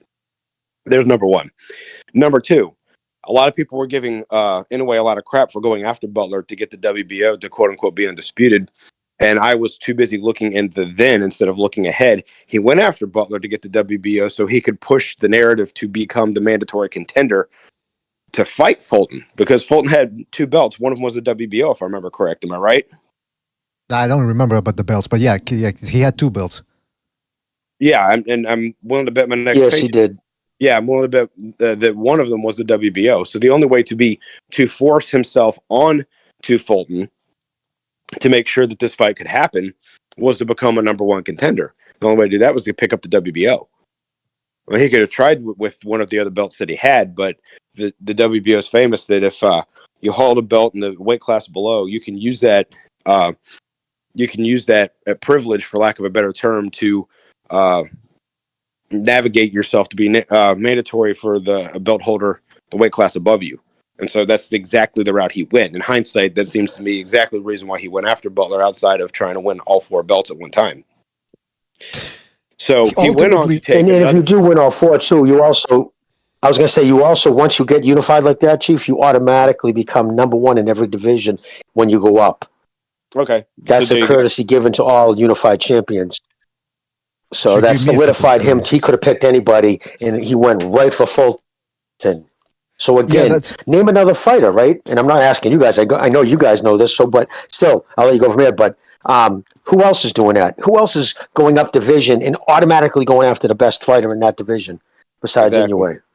Exactly. Well, and that's the thing, though. Sorry. I think we do want to delay here. But you got to give Fulton credit for taking that fight, because look, they wanted to put him in there against Figueroa. He said, "I want to make more money." in Japan. And even though he got trounced, he's still a very good fighter. He's still going to be a problem for a lot of guys. So I don't think he should feel bad about anything. But it just goes to show you. And Jimmy pointed this out a lot often before the fight. He said, look, Fulton has made the point himself that he doesn't really get a lot of love in the U.S. Philadelphia is supposed to be a fight town, but those days are long gone. Most people don't recognize either Jaron Ennis or Fulton. They don't recognize their worth. So he had to go fight in Japan. Got a nice little payday, fought the best. When he retires, he can say, hey, I never docked anybody. But that's what happened. But just before the fight, that's just the point I wanted to make, because right now we're still seeing the same effect here of people demanding that he fight in the United States, and that is really unnecessary, because there's just not... What's the challenge? He's going to fight in the United States. Okay, so he's a little bit out of his comfort zone. He's already done it, and there's nobody here for him to fight in North America. And he's still going to be fighting the best, whether they're in North America, or whether they're from Japan, or whether they're from Vietnam, whatever. So that was just my point right there about that. And again, he might fight Figueroa if he goes up to 126, and he over here to do it. But when they throw the money at Figueroa of like, look, this is what you're going to make over here, I guarantee you between Allen and Figueroa's people, they're going to go, wait a minute, you're going to pay us how much? Okay, can we fly first class out there? Okay, good, we'll be there. I mean, that's just the way it'll go. The people that give Inoue a lot of problems are your fanboys due to, and I'm not going to claim a certain reason for their allegiance, because I really can't figure it. I mean, some people try to say that it may be tribal or something like that, and with some people it could be. But when you had the Manny Floyd debacle, I noticed white people that were pulling it against Manny, and Hispanic fighters that were pulling with Floyd. It wasn't a lot, but they were. It was definitely a divide, but it went across multiple cultures. My point on that is the fact that when people are ignorant and don't understand what's going on, and they don't do any research, and they just follow the very first thing that they're told without fact checking anything, people that do that, they're the same ones that think that Floyd's the greatest because he made the most money and he's undefeated. And Sugar Ray Leonard couldn't beat him, and Muhammad Ali was the greatest ever. And I'm not saying that he wasn't, but they just go by Cliff's Notes. They go by highlights. They go by things that somebody else told them that they can get a lot of other people to agree with them on, and with no obstacles of argument at all whatsoever, because the second you try and do a debate or anything else like that, they get shut down. So those arguments to real people, I consider those human bots. They just get on a keyboard and they put things out there, and they put things out so they can be heard because nobody listens to them anywhere else. And so they think their voice is powerful there, so they'll say it and they'll act all big and bad because I have to be smart because I can type. It fits any gender, ethnicity, or nationality. So the ignorance is what it is. It has less to do with anything else than the fact that these people need to feel important, so they get involved in a conversation that they may know nothing about. And with boxing, usually that's the case. They don't. They fanboy a situation because their friends that they meet online are all part of this nice little niche group. And they hear other people say things and act certain ways that they think they like and they want to project themselves into. And then they'll just jump on the bandwagon. That's all it is. That's well said, Chief. They're just saying this because everybody else is saying it. They don't realize that the American dreamboat of this being the mecca of boxing is not past, but it's no longer undisputed the only place to go anymore. They don't understand the fact that in Japan, because their economy is not hurting in any way, shape, or form, that a guy can make enough money. They may not make tens of millions of 20 million American dollars, but they can make probably 10 million American dollars in Japan. That goes a really freaking long way for a long time. And so when they sell these things out, and this nationality of Japanese pride comes into play, they are prideful, honorable people, and they will pull for their own. And so when you can sell out large stadiums of tens of thousands of people, why do they need to go anywhere else when you can make a living, you can get titles, you will arguably be able to be eligible for the Hall of Fame, and to do what? Please a bunch of people that you're never going to meet, that they don't know and have nothing to do with their own core beliefs, identification, or nationality. Exactly. That's well said. It doesn't mean anything to them. You're coming back with Avengers, number one. I like it. Number two, that's the other point, is a lot of these people admit on Twitter now, I don't know, it's the big thing to do apparently. I think it's the cool thing. All the cool kids are doing it. They admit they don't buy fights. So they admit they don't want fights. And then they go, well, Tank Davis only's in it for the money. It's his right. Well, now it makes sense that you're not upset that he's not taking big fights because you're not paying for them. You're watching them for free, so you don't care what quality you get. That's apparent right now. But switching gears here a little bit, unless you wanted to cap off something here, Jimmy, about that subject. Well, I was just going to say, if it was about money, about all that, then why did Stephen Fulton have to go to Japan to get 3 times his greatest payday? Why did he have to go to Japan if the United States is where it's at? How come he had to go to Japan to make big money? Not here, because he knows if they held a fight here in Philadelphia, he wouldn't have made shit. Oh, come on. The language. So that blows up their argument right there. That fight would have sold in Vegas, not to the level that it did in Japan. I didn't say fucking. No, but, well, you just did. But the point is that you're absolutely right. That was the reason why Fulton went over there. And you saw the pomp and circumstance that they had there, the pageantry. It was a whole different thing. Now imagine if they would have held it in fucking, excuse me for the language. See, you guys, it's contagious. Imagine if they would have held it at the Barclays Center or whatever. I mean, look, there's a reason why a guy like Triple G wasn't really a big star pay-per-view wise. He needed to go in there with Canelo to be on pay-per-view, but he was like Tank Davis, similar situation to Tank Davis. He wasn't a box office bonanza on pay-per-view, but on Two Coasts, he'd built up enough of a profile where he could actually do good numbers at the gate, whether it was at the Forum in LA or at Madison Square Garden in New York. That's where he was at. And that's where Tank Davis is at right now. But why would you then ask Tank Davis, well, you got to fight in Japan. You got to fight in Zimbabwe. Like Muhammad Ali, that makes no sense. Go where the demand is. The demand for Inoue is in Japan. And right there in Japan, the line of the rising sun, he's fighting the best. He's not ducking anybody. He's the one actively seeking challenges. And because he makes good money and good ratings over there, because he delivers the total package, the fights get made and we boxing fans are happy. So that's really all that needs to be said. There's no need for him to go over to the United States. Especially not Baltimore. Nobody deserves to be stuck in Baltimore. All right, now listen. I'm kidding. I love Baltimore. New Jersey, Texas. And it would just be a favor to Bob. Bob wants him to come here because it helps Top Rank to put on big cards here. There you go. And because Bob he does have a solid base. It's just not huge, but he is hardcore. Yeah, and Aram has been adamant that the plan is to have Inoue fight in the U.S. this year, just to have him like as a novelty act. But I wanted to get to something here real quick. In 2 weeks from now, I believe, unless I'm mistaken, I had to double check here. Teofimo Lopez is going to be taking on Jermaine Ortiz. Now, you might remember Jermaine Ortiz as the guy who served as Lomachenko's comeback opponent in late 2022, and he gave Lomachenko some problems. Now, the reason why I bring that up, okay, that's in February the 8th. Now, Teofimo Lopez has been talking about Crawford. He started off the year calling out Crawford, saying, "Hey, undisputed versus undisputed. Let's make it happen." And now him and Crawford got into a little bit. He's back at it, saying, "Do I want Crawford? Absolutely. I aim for greatness. What is that? Fighting the best. Crawford says he's the best. I know I'm the best. Let's make the fight happen, guys." I think I'm going to talk about me here. I was dubious about his mental state going to the fight because it already cost him once against Kambosos. The day before the Kambosos fight, when he was doing the fighter meeting with the DAZN commentators, the guy was on the verge of tears, and then he loses.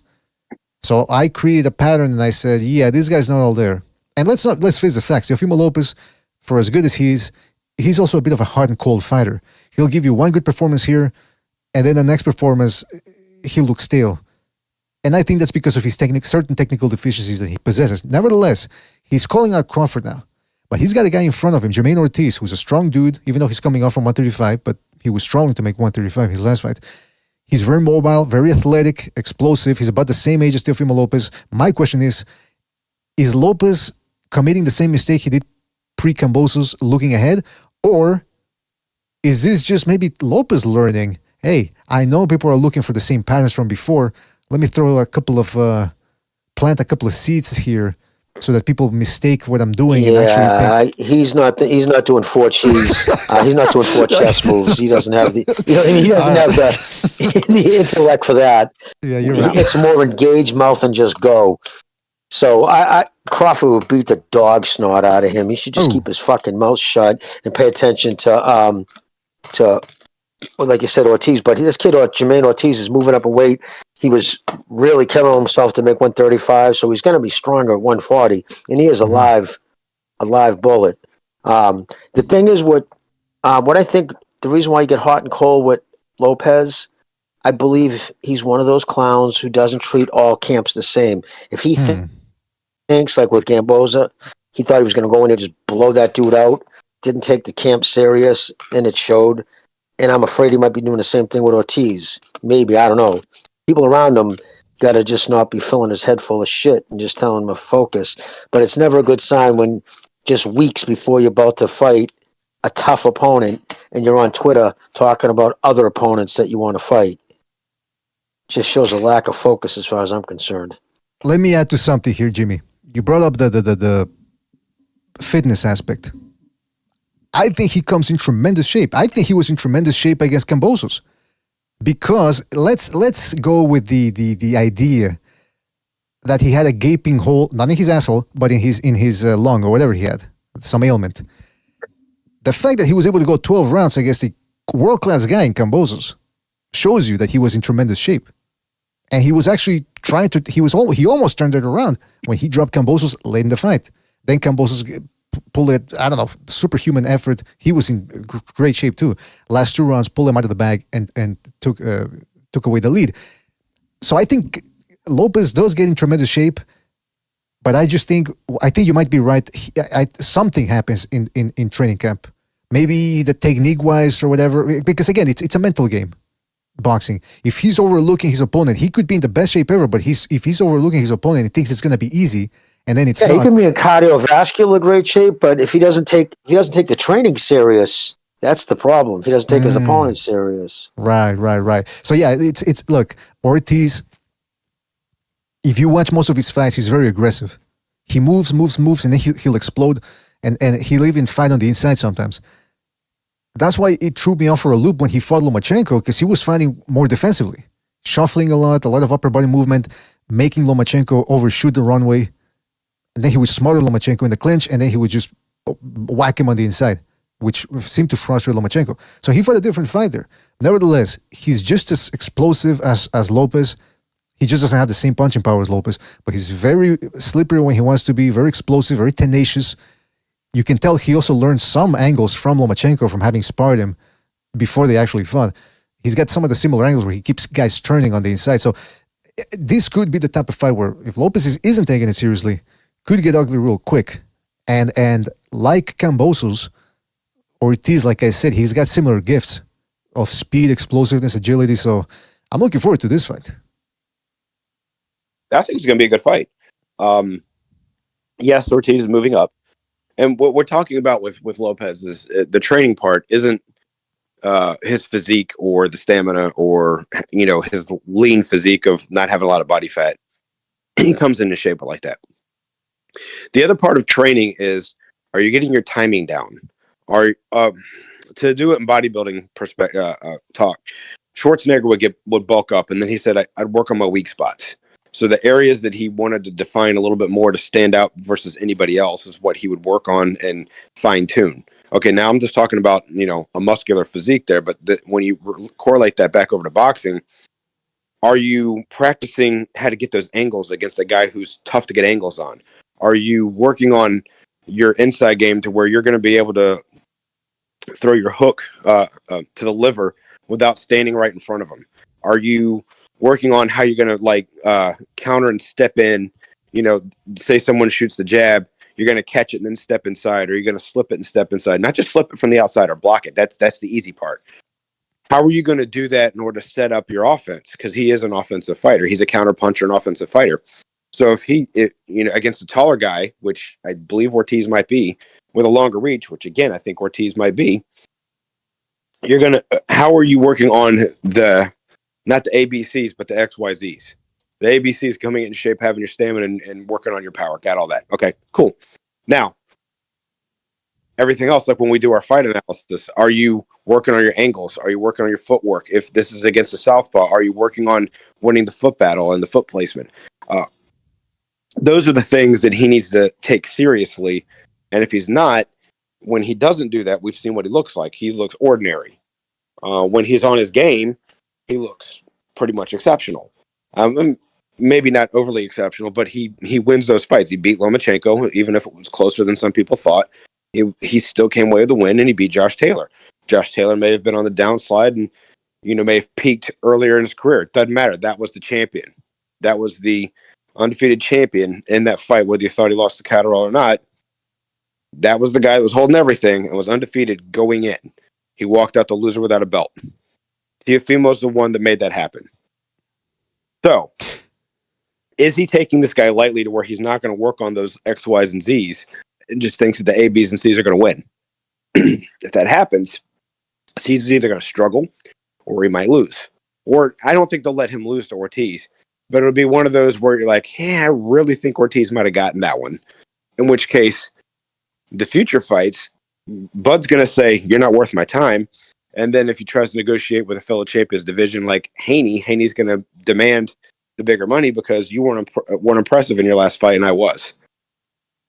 And that's, I think, so he needs a performance. Lopez is a crisper counterpuncher than Ortiz. Ortiz, if you watch his fights, again, very quick-handed, a lot of flurries, but he makes some mistakes. For example, he'll flare his elbows. So right there, he loses a lot of his punching power. So he's quick-fisted, but he's not exactly a guy that's going to be dropping guys. I dare say even Kambosos had better technique than he did. But nevertheless, he's a dangerous fighter by virtue of his gifts. And, hey, look, what's his name? Bob Arum might be tired of Teofimo Lopez's antics and say, you know what, I wouldn't mind if Ortiz walks away with this. I can work with it. Ortiz is 28 years old. He's not a 35-year-old John Ryder. So there is that to be said about that fight. And to your point about Teofimo Lopez working on the finer points in training, I think that's what I was trying to get across here, that he seems to be in good physical shape. But what I think happened in the Kambosos fight was he was talking knockout during the build-up to the fight. Knock, I'm going to knock this guy out, and then I won Josh Taylor at 140, blah, blah, blah. He gets dropped in the first round because he was looking for the knockout, and he ended up running into something big himself. So his expectation, boom, crumbled. Now he's in shock. Now he has to play catch-up. If he was gunning from the knockout from the beginning, now he's going extra hard, and he's running into counters even more. So now it takes a couple of rounds for him to recalibrate his expectations, calm down, and start working the game plan. By then, Kambosos already got a couple of rounds ahead of him. So that's he got stuck in that situation. So it could have been a good learning experience for him to know, hey, never again in the fight. But it seems now that, again, he's talking a lot about Crawford this, Crawford that, Teofimo, Gervonta this, Devin Haney that. So, yeah, I don't know. We'll see what happens. We'll see what happens. What was it? Oh, yeah. So, okay. We often make fun of Teofimo Lopez and the Lopezes. Supposedly, they used to sleep in the same bed, him and his father and trainer, Teo Sr. And I think that was when Lopez was a little younger. But, the recurring joke is that they're still doing that practice of sleeping in the same bed. Well, I got to tell you, it doesn't seem like a joke anymore because somebody posted this video on Discord. And I'll let you guys decide what's going on here. I'm not going to cast any aspersions, poison the well, as it were. So let me find out how I can play this video first. And then hopefully the music's not copyrighted, but whatever.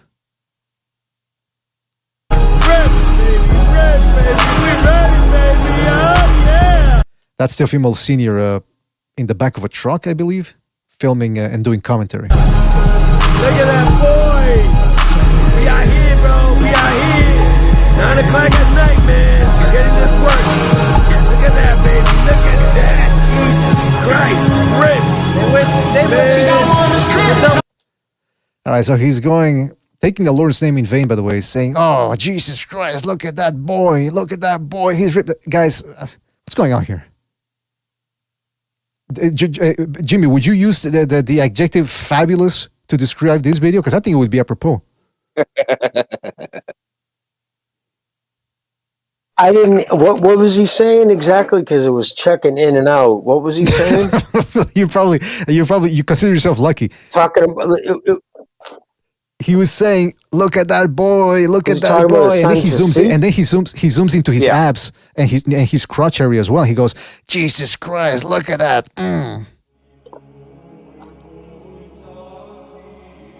Wow. His dad's just being the leader. I mean, it was I don't know. weird. Just the fact that it's his own father that makes it even creepier. I mean, he's just being the weird cheerleader that he is. Devin Haney's dad's not like that, but I mean, the eras of these fathers being the trainers and managers, they're all a little weird. They're a little off, and they're living through their sons. You know, I don't know if Lopez Sr. ever looked like that growing these up. motherfuckers make Danny Garcia's father look normal. Exactly. Yeah. Put it. I'm done. Jimmy said it for me. I long for the days of when the Garcia was considered a crazy guy. I wish we had him back compared to some of these. Let's just watch this again. 9 o'clock at night, man. Getting this work. Look at that, baby. Look at that. Jesus Christ. Rip. I mean, I think. He's a fag. I mean, I'm not. Listen, I don't know who's playing that, but this reminds me of that video, which I'm not gonna play. But Amir Khan grabbing Mike Tyson's hand over there in Saudi Arabia during the whole festivities for the Fury and Ngannou thing, and he's grabbing Tyson's hand. Remember that? He's rubbing his hand, going, "Look at his hands, look at his hands," and then he's giggling like a schoolgirl. That was disturbing. I don't know what's going on in boxing, man. I really don't. Guys acting like females on Twitter, bickering like a bunch of 16-year-old schoolgirls. Guys rubbing each other's hands. Fathers pointing a camera and zooming in on their son's shirtless torso and crotch. I mean, we need to recenter. Chief, give us a good Bible quote, please, before we leave here. I've got several Bible quotes, but and God gave them over to their own sinly fleshly desires. There you go. Well, there you go. That's still a little bit apocalyptic for my taste, but okay, we'll go with that. God said, "Do not." God saith, "Do not diddle thy son." Yeah, didn't he say that? I think he said this when he saw what was going on. This is what he's saying in heaven. Faggot. Okay, come on, no. All right, listen. All right. The point is this: it was bizarre behavior, and I'm gonna let it go for today. I don't want to see it again. I know people. This is gonna get back to the Lopez's. Stop doing that, please. It's bizarre, it's unholy, and you leave me flabbergasted and terrified at what I'm saying. All right, that's really it, man. I think that's a good note to end it on. Unless you guys want to say anything else before we leave. Thank you for sending me the DM and let me know the show was on. It's always a pleasure to be on here. And Jimmy, it's been good talking to you because it's been a while. Thank you, BDA. I appreciate it. Thank you, man. Thank you. Bud. Yeah, I saw his icon was green. I said, wait a minute, is he gonna come in or is he gonna be dropping Bible quotes on the Discord instead of jumping on here? Well, I'm gonna do that too, but you said something about I just want to say week you just didn't say when, so I didn't know what's tonight. So. Right. I just want to say just the bullshit going on. I mean, the PBC is very interesting. They're going to lay down some kind of schedule, I would imagine, soon. And also, the rumor is that there's a sticking point. Prime wants the first show not to be a pay-per-view, which may be an issue because they want the first show to be a pay-per-view because obviously needs the money to generate for other shows. I don't know. I'm just curious where it's going to go. But that and Tank Davis fans just forever. I just wish they would. I want to set a time aside. Seriously, we're going to start literally. I'm going to start reaching out to people I thought about today on Twitter. And we'll say they can call in. We'll set a whole show aside for these guys. It's just amazing that these guys will say all the things they say on Twitter, but they won't call into a show and talk about it. Because they can't, nothing they say, everything just crumbles under the slightest scrutiny. And I also, another Twitter thing I got to add to that kid, Ray Jackson, we've talked about him here on the show. He says a lot of dumb shit. Dude, I don't know if you saw about that right now. Even this is the kid who said all kinds of horrendous shit about, Ryan Garcia. And even Ryan Garcia tweeted under tweet, he's said, I got fired from my job, fuck life. After, he's the one who, the biggest Spence fanboy, Ray Jackson. He's got like 16,000 followers on Twitter because he spends all day. But then, so the rumor is that this is all a setup because he's going to start a GoFundMe page. But here's the thing. The rumor has it that he was forced out of his job as a forklift driver because all the bets he made against, on behalf of Spence. No, that's true. No, he bet for Spence and also football, and he welched on all the bets, so they actually lost his job over it. I don't know if you saw it on Twitter; it was a big thing. But he had Garcia and other fighters all like cozying up. Oh, it'll get better. It'll get better. Keep your head up. It's like, what? First off, he didn't lose a parent. He lost a $15 fucking forklift job. You know what I mean? Give me a fucking break. It's amazing. Listen, if you've never been shit like that, so he put it out there. I'm talking about, but if you've never been fired from a forklift job or some sort of a dock working job, and then here's what you do: you go to your nearest bar with your friends, you let them buy you a couple of rounds, you get blasted, and you go into the next one. It's not the end of the world. It's not like he's a vagrant now, or maybe he's always been. I don't know. But that dude, look, I think for the most part he's sort of kidding around. But I know for a fact that he was saying vile shit to people via DMs. So that's what I don't understand, because after the Crawford fight, he said, "Oh, I'm going to take after Crawford Spence, that is, I'm going to take a break from this YouTube thing. I mean, the Twitter thing." He was back 2 weeks later. And we've seen that before, like from Johnny Pig. Same shit, 2 weeks. Oh, I'm gonna get out of here. I'm gonna get out of here. And then 2 weeks later, he's back getting drunk and doing drugs on camera.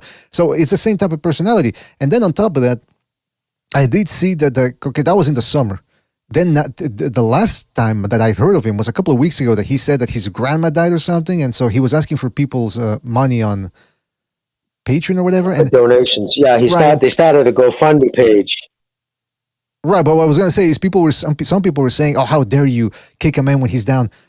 The guy's a troll. Look, I'm sorry, I don't do it because I try to be as good a Christian as possible, even though I fail a lot of times. My ego gets the best of me. But look, you enter the internet as a troll, you're gonna get trolled back. There's no. If you're being a troll, you're breaking rules of decorum. Don't be surprised when other people break that decorum against you, and people defending him. The guy's a troll. You're literally defending a troll. Live by the troll, die by the troll. Oh, that's a great quote. I'm going to steal that one. But anyway, yeah, that's the point about that. So yeah, he posted and said horrible shit about Crawford's wife's weight. And he's a big enough guy on Twitter that like Crawford saw it. It's like, dude, that's the mother of his kids. Like, so this kid has crossed the line so many fucking times, it's nuts. But he had a whole little army of banshees arguing with people. How dare you kick a man when he's down? It's like, a fool. Where the fuck you been? Have you seen what this fucking dude says about people?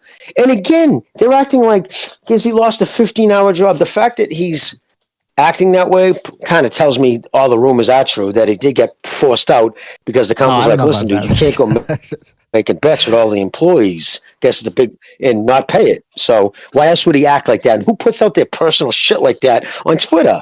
Fucking knucklehead. Yeah, I mean, that's what it is, but none of those motherfuckers will call the show. Oh, are those the type of people you want to call on the show? Because I know Butcher would love that, but yeah, Butcher's been trying to incentivize. Dude, that would make great content. Yeah, great content, man. People would love that shit. Bucho has spent since he's been here on YouTube, he spent about 7 years trying to incentivize some of these guys to call in. They never do. So I mean, I don't know if that's going to be a possibility. They don't. By the way, I know. I'm like, I performed the duties of host the same way Jermall Charlo fought against Jose Benavidez. Rusty as hell. First of all, I forgot to read the super chats here. Shout out to Rafael Garza for reestablishing his membership program. Shout out to him. He said, Shakira Twitterson will stink up the place again, and Tank will continue to be undefeated versus women. I mean, come on, man. You guys are a little out of line. You're insulting him a little bit, getting a little bit out of line yourselves, right? Shout out to Will as well, the degenerate boxing fan, for his contribution to the super chat. And he says, I think Lopez might be looking past Ortiz because they know each other from the amateurs. No kidding. Lopez, he says, was always the smaller of the two. Yeah, that was before he started taking his asthma medicine, if you know what I mean. And then Will says, I think he sees Ortiz as a tune-up instead of a threat. Well, that's the other thing, real quick, Will. In the article that I was reading about from Boxing Scene, at the end, Teofimo Lopez does say, let me put it up on the screen here for you, that he isn't overlooking Crawford. He says, first things first, though, we got to knock this guy, talking about Ortiz, out of the way. He's in front of me. So at least at the end, he remembered to mention Ortiz. So we'll see what happened, Will. But that's an interesting little side note right there, man. A little backstory there that maybe he's gotten the best of Ortiz before. And so he thinks, hey, all I got to do is show up in good physical shape now. And there won't be a repeat of the Kambosos fight. We'll see. I just want to add too. I put inside the Discord, Mr. BDA, your personal Discord. Yes, I posted a picture that hasn't seen Twitter. Haymonite's made. What is this, man? Did you see it? Let me put it up on the screen here. This is from Haymon. That's an actual article. Yeah, No, that's not an actual article. The gist of it is that was an actual TMZ article saying, he's getting a Baltimore, which he did. He got the Baltimore tattoo, repping his city, and then he added the tattoo and, of course, all the stuff underneath. Look at this. Oh, man. Yeah, I got to give a shout out to Haymonites, too, because I use some of the graphics. I've been using his graphics for last couple of documentaries that we've done. But he never puts a watermark on them or anything. So it's people use them all the time. By the way, people use those. No, him. He's happy that you use it. Good. Trust me, he'd be happy that you use his stuff. He really likes you and respects your work. So no, he would take it as a But that right there is some funny shit. Yeah, I mean, a lot of the shit he sends me, he doesn't even tweet out. But he should. That's some funny fucking shit right there. Yeah, he really should, man. He's got a tattoo of a burning complex there. But okay. By the way, before we leave, we got some again. That's the other thing that I was rusty on. I forgot to put up the number to let people know that we had. I only told people we get the phone lines are open, and then we kept on babbling on about other stuff, and I forgot to put up the number. But hey, listen, guys, it's first showing in about 2-3 weeks. What do you want from me? Don't you want Mr. BD? Isn't it good to know that I'm imperfect? Because I know for a fact. You guys look at me. I'm witty, urbane, well-read, handsome as fuck. Women tell me that I exude sexuality. So, of course, you want to... Urbane, yeah. But anyway, you guys want to know that I do have flaws. So, what will happen? Vocabulary isn't one of them, you bastard. All right, now listen. Let's get to the phone calls here and away from the lens on me. All right, let's go to 336. 336, you're on the air. 336, what's on your mind? Yeah, I got some interesting shit to talk about, BDA, but... Well, you let us decide whether it's interesting or not. Like that. You said what? I said let us decide whether it's interesting or not, but go ahead. Yeah. I don't like what you've been saying about Johnny, so, if you keep talking shit, someone that you don't like is going to wake up in your bed, BDA, when you get up. It's someone you won't like. That's all I had to say on that. That's someone a categorical threat right there. Your home. I'm going to get my attorney on your ass, Dora, but yes, keep going. Yep. And secondly, that Taraji fight was fight of the year. That's what real big boy fighting is like. Not no Tank, Shakira, Davina, or these blacks that aren't fun to watch. Okay, come on. There's some mismatch fights. That's a real man's fight. And I didn't see a problem with the decision. People were calling like robbery. I had it, 114, 112 Taraji. I could see a draw. I could see how if you argue a draw for Canelo, it's fine. But I think there's going to be an immediate rematch. Taraji's one of those guys who's eked out a lot of very close decisions in his career. He only won, so he's had 3 majority decisions now in his career. One of them, I think it was against Gangi and Lopez, I want to say. He rematched him. It's similar to another fighter, really, when he first won his title. And he avenged that majority decision, I guess win, rather, by, stopping him, his next opponent, in, great fashion. And the same thing happened when he lost to Ibuki. He avenged that loss. So whenever there's like a subpar performance, he always puts on something special, usually in his performance after. So I'm expecting an immediate rematch with Curdio and the guy from Africa. I can't pronounce his last name. You guys know what I'm talking about. That's going to be an interesting fight. They might unify later down the road. And, Taraji's becoming, one of the best ever light flies in the history of sports, his 12th title defense. I want to say Jungkook Chang's record is 15, and then Young Woo Ye has 18 title defenses. And the reason they weren't as seen as great as like guys like Humberto Gonzalez and shit like that, or Zapata, is because they never fought each other. So, but Taraji's fighting everybody. He's gunning for their title defense records, I think. And, I'm very disappointed in Canelo for cherry-picking another drunk black that doesn't deserve that payday, over Benavidez again, another mismatch fight. Dude, this is going to be bad, too. Not only is this fight pointless for Canelo and his legacy, but this is going to actually make Abdul Wahid look like the face of boxing, because that's just going to bomb. That is going to bomb for Canelo numbers. I'm talking 250, 300,000 at most pay-per-view buys. It's ass. There's no way to sell the fight. People are already pissed off when it got announced. Everywhere, everyone's fucking mad. And you compound that with the fact that Canelo was saying Jermell Charlo was the better brother. He was the more, experienced fighter and more active fighter. Well, they're both inactive drunks. But now, is that fight done? Charlo's had one fight in 4 fucking years. Huh? Is that fight done? I think, I heard Canelo made a personal phone call to Al Haymon. They're going to set it for May 5th. That's what I'm hearing. That's going to get... That's what you're hearing. What's it called? Yeah, it's going to get official pretty soon. He's not fighting Benavidez, BDA. You know this. He's fucking... Dude, he could have fought this dude years ago. Come on, I don't know. I remember when people were saying that he was going to fight Makabu. Oh, the rumor is he's going to fight him. He's already done it. And then he ended up fighting Bivol. So I don't know. Who do you think he's fighting next? You think it's going to be Munguia? Listen, I don't know who he's fighting, but I hope it's not Charlo, because that's one fight I won't be back. You know what? I didn't. Here's the thing. He's supporting BLM My time is valuable. I didn't watch Canelo versus what's his name, the Armenian guy, live. I didn't watch it live, even though I got the zone. I waited for that fight. No, wait, was it the zone pay-per-view? Anyway, I forget, but I didn't watch it live, because I wasn't gonna waste my time watching that. And if he fights Charlo, I'm not gonna watch it either. But I do know that. What they're talking about is Benavidez September. That is the fight that they're gonna make. He's gonna fight Benavidez. He has to. This guy listens to what people are saying. He's not. You guys. I mean, he's not telling me that. You guys are. But I hope you're right. Whatever. Listen, the point is this. I wanted to ask you about Taraji versus Canizales, though. So so you said you had Taraji winning, or who did you have winning that one? Barely, yeah, just barely. 114, 112. Okay, because they each traded knockdowns. Don't push him on the stairs. Was that? Okay, because I did. Sorry, I thought I was muted. All right. As long as you're not watching Teofimo Lopez's videos and commenting on his physique, you'll be all right. But Dora, I didn't see the whole fight. I've only seen the first 3 rounds. I haven't had time to watch it. And I'm Your Leader says that Taraji robbed, or that they robbed Canizales. Are you saying no? The whole that robbery shit is retarded. Dude, I watched the entire fight. That was a razor close fight.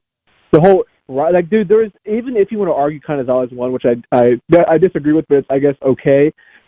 There were so many legitimate close rounds. I know a lot of the BLM supporters for the Haney shit last year were saying the same thing, but there was actually so many close rounds in that fight, and both guys were landing very hard power punches on each other. To say that it was a robbery is a fucking joke.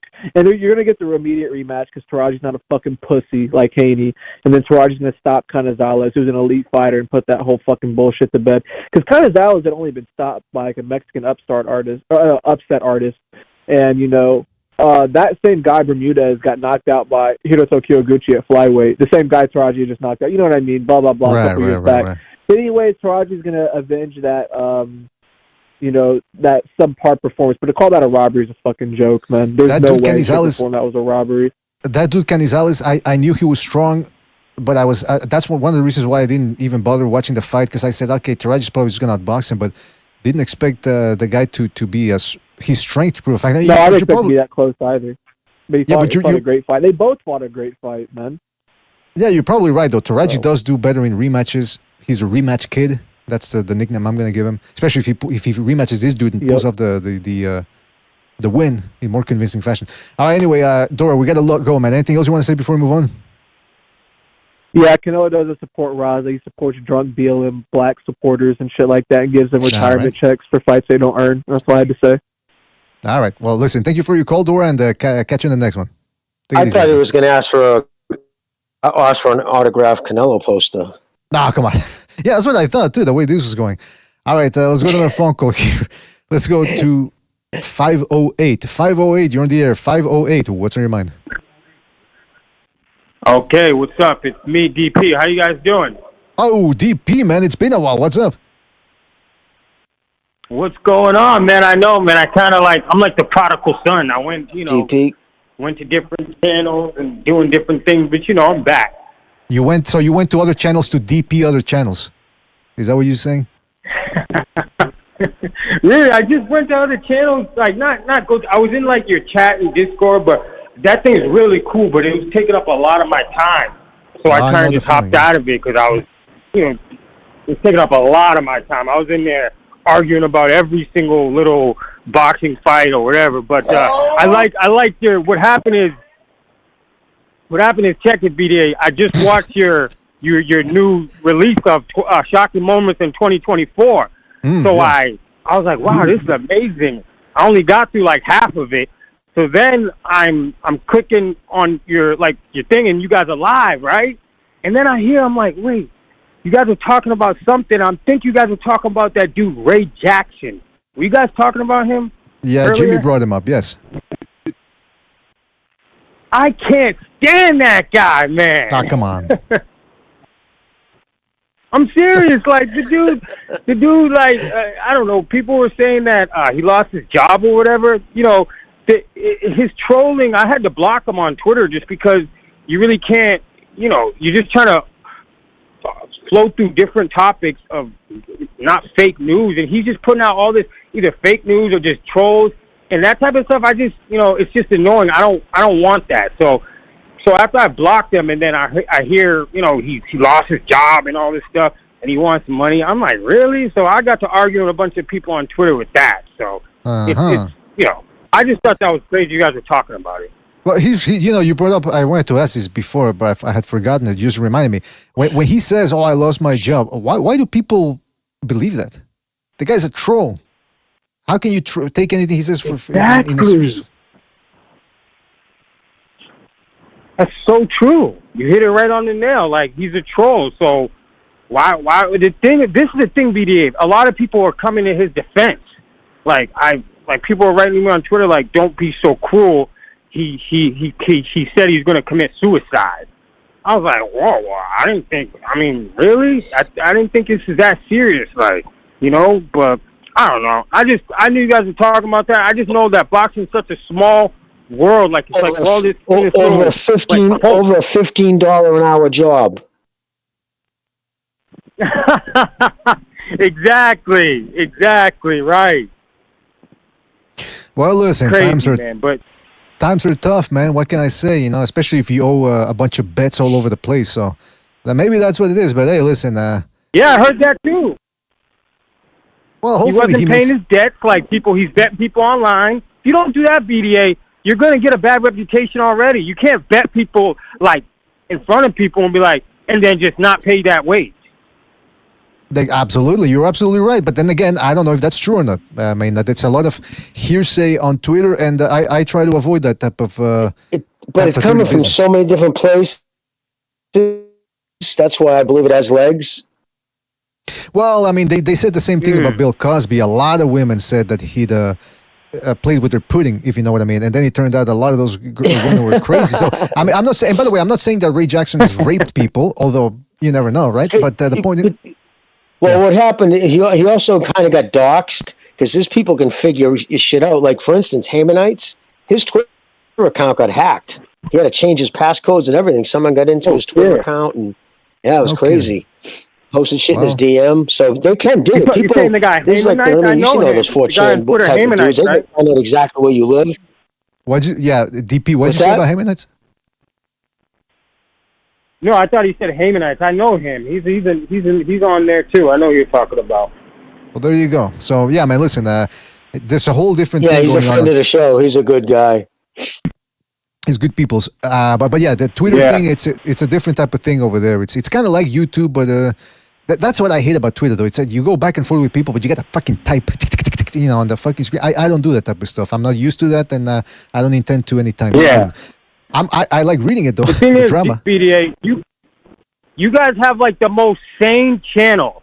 Like, I try to go to other channels, and they're either, it's almost like Republican Democrat. It's either far right or far. I need something that's in the middle that knows boxing. You know what I mean? That's why when I listen to this channel, it's like a breath of fresh air, because you guys know your boxing. You know what I mean? That's why I want to talk about the Teofimo fight. You guys know, I don't know if you guys remember that. That's my favorite fighter, and he's about to come up and fight Ortiz. And I wanted to know what you guys think about that, because your video just kind of reminded me that, is he sort of making the same mistakes that he did before when he was on top? You know, when he beat Loma, you like the word that you used was antics, and it kind of like I almost forgot that loss. It's been so long ago that I'm just hoping that, you know, he's talking about he wants to fight Crawford, BD. I'm sure you guys cover that.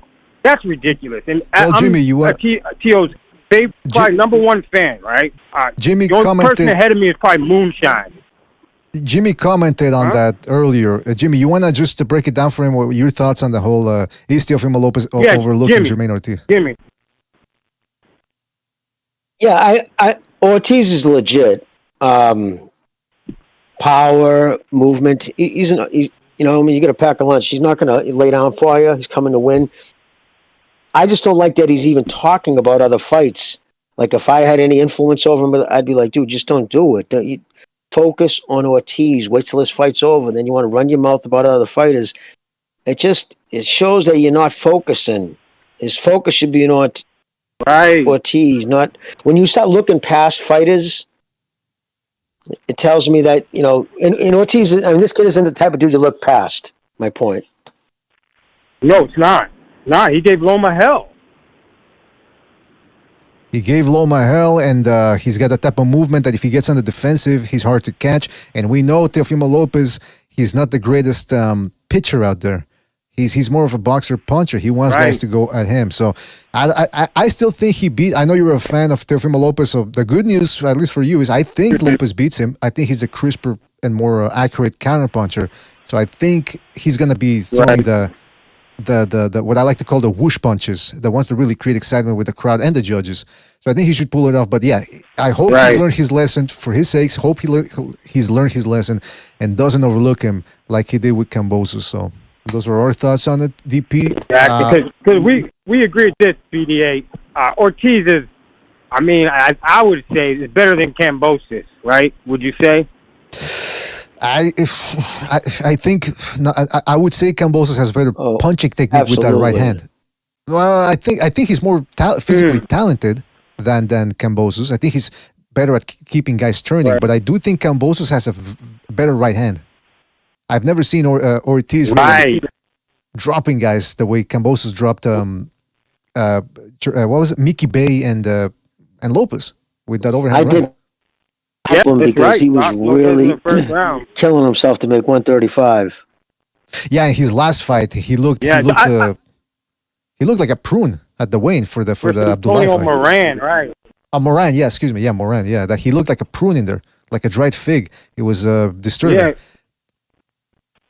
Yeah, exactly. But I think that man, I just think that Ortiz, that the only stain he really has on his resume that I think of is the Joseph Adorno. When you look at that on like BoxRec, it's like, wait, you draw with him? You know, because Adorno, I guess he used to be good and stuff, but I know you're more knowledgeable on all this stuff than me, BDA, but I just think that's the only thing. Other than that, Ortiz is a top-notch fighter. Well, that's why I'm picking Lopez, because what you mentioned there against Adorno, he was Ortiz ran into what they call dumb shit, because he tends to get a little overzealous. He leads with his head when he starts engaging.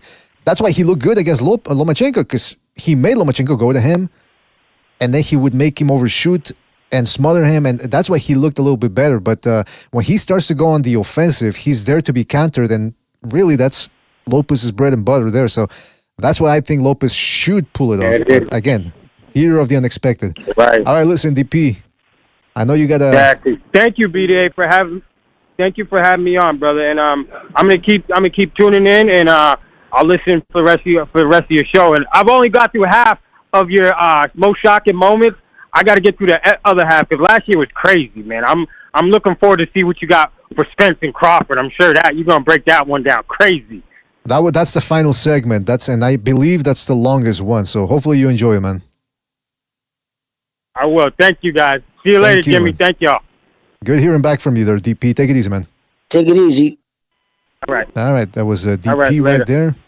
hadn't heard from him in a while. And Mr. BDA, you want to know what I just saw? What did you just see? I was going to say, Mr. BDA, you know what I just realized? Well, I just found out. And it's curious because you never hear anybody calling him out. You don't hear about Boots. Why doesn't he fight him? He has a common opponent. Did you know that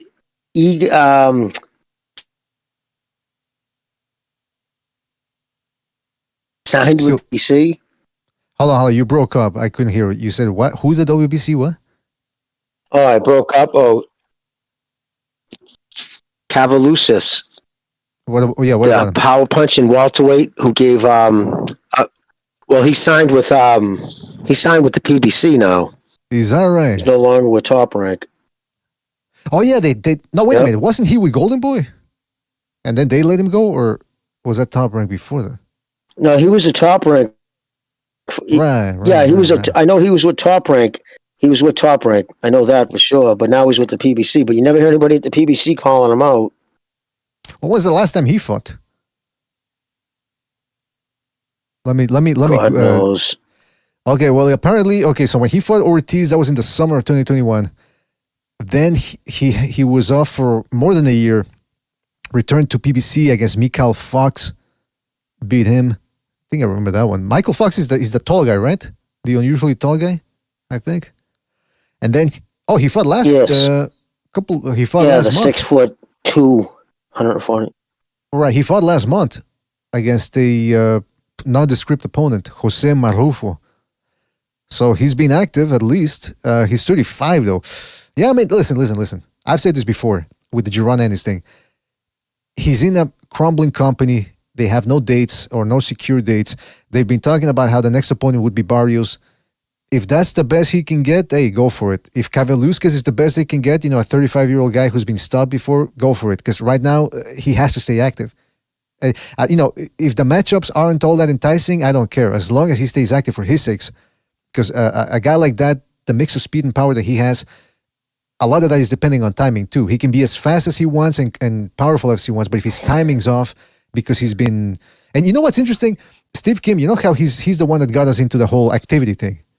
How since COVID, that's what really started or kick-started the whole inactivity thing. Or not necessarily that it started, but they took it to another level. A lot of these guys were training, but not fighting. And, Steve Kim was talking about how that essentially just grinds down a guy because they're peaking and staying at that peak for a long time. And as most people know inside boxing, that eventually ends up drying you out. So that when you get to the fight, you might actually be overtrained. So Joshua is a guy that recently said that. He said, I like fighting more often as opposed to just these long training camps. So it's interesting to shout out to Steve Kim how a lot of the stuff people have to actually catch up to what he's saying. And it is more people end up advertising it later on or concurring with him. So it's interesting that Joshua would say that. But to your point, Jimmy, that's a good fight. Kavaluskas, why not, man? Strong guy, experienced. It would be interesting to see if Girones could take him out the way Crawford and Ortiz did. By the way, we got a phone call here. We got a phone call. Let's go to 410. 410, you're in the air. 410, what's on your mind? Hey, what's up, guys? It's Jerry from Baltimore. Oh, Jerry, what's up, man? What's that? What's up, Jerry? Yeah, man, what's happening? All right. Lopez, I like this fight. This is a good fight. That guy is a good fighter. He gave Loma fits. That could have been a draw, if you ask me, when he fought Loma. The guy, what I remember him, good hand speed. Just an all-around good fighter. And you know what? I got to give Lopez props, man, because this ain't no easy touch. So Lopez, he's a cocky sumbitch, and he did have that setback against Kambosos. But if you look at this guy, the short amount of fights he's got, man, he's fought some top guys. And again, seems to me like he probably could have took a softer touch. I like what I see from Lopez. The Kambosos fight, I mean, that was an upset. The Kambosos pulled an upset that night. That happens in boxing. Me, personally, I feel like if he fought Kambosos 10 times, Lopez would beat him 9 times out of 10. It's just that night, Kambosos got the better of him. And, as far as him overlooking his opponent, I don't know. I think sometimes we may take these guys too literally. They oftentimes they get microphones in their face and they say things. Lopez seemingly over the last year or two, he seems to be wanting to try to play with the media a little bit more, mentioning Bud Crawford and wanting to fight Bud Crawford, I think is him trying to do just that, trying to draw a little attention to himself in the fight.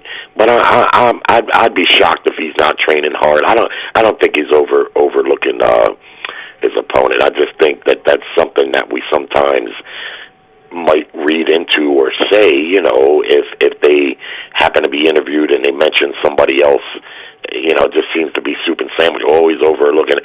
I'd be shocked if that was the case. Yeah, I agree. I'm holding back on saying that he's overlooking him, and hopefully he'll learn his lesson and he doesn't overlook this, because like you said, this guy, he's got a lot of characteristics that could end up being problematic. But Jerry, I wanted to ask you, man, since you're the Baltimore guy, did you hear this whole brouhaha on Twitter about what Calvin Ford said about Shakur Stevenson? About what Calvin Ford said about Shakur Stevenson?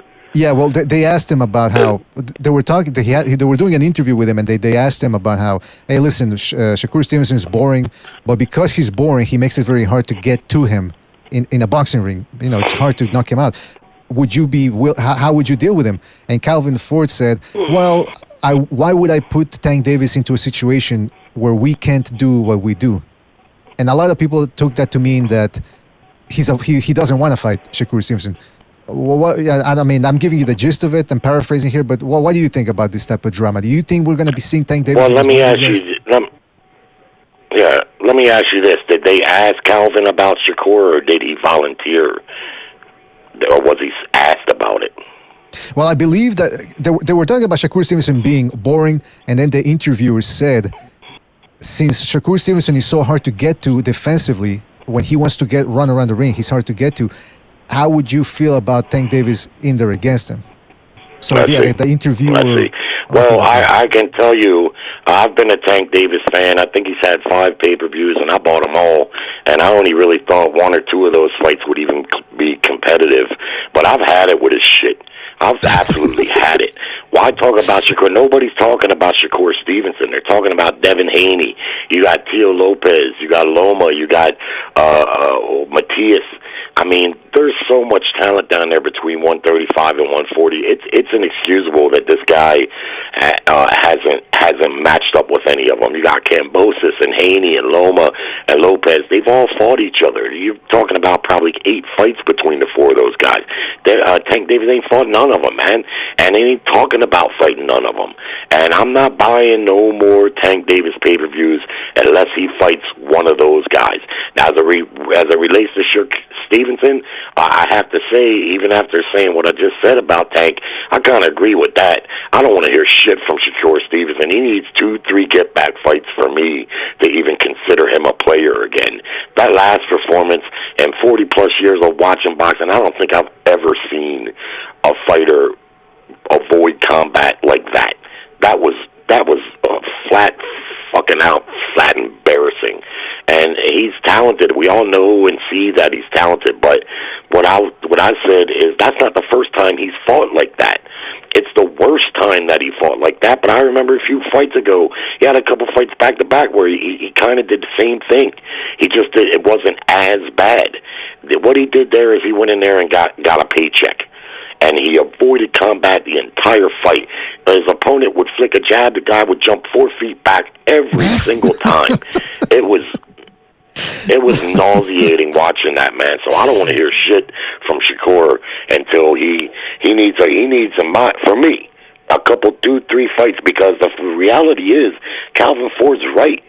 I mean, why would anybody want to put their fighter in against a guy who's shown you that he'll stink the joint out to that degree? People were booing from the second round in that fight all the way through the entirety of the fight. They were booing.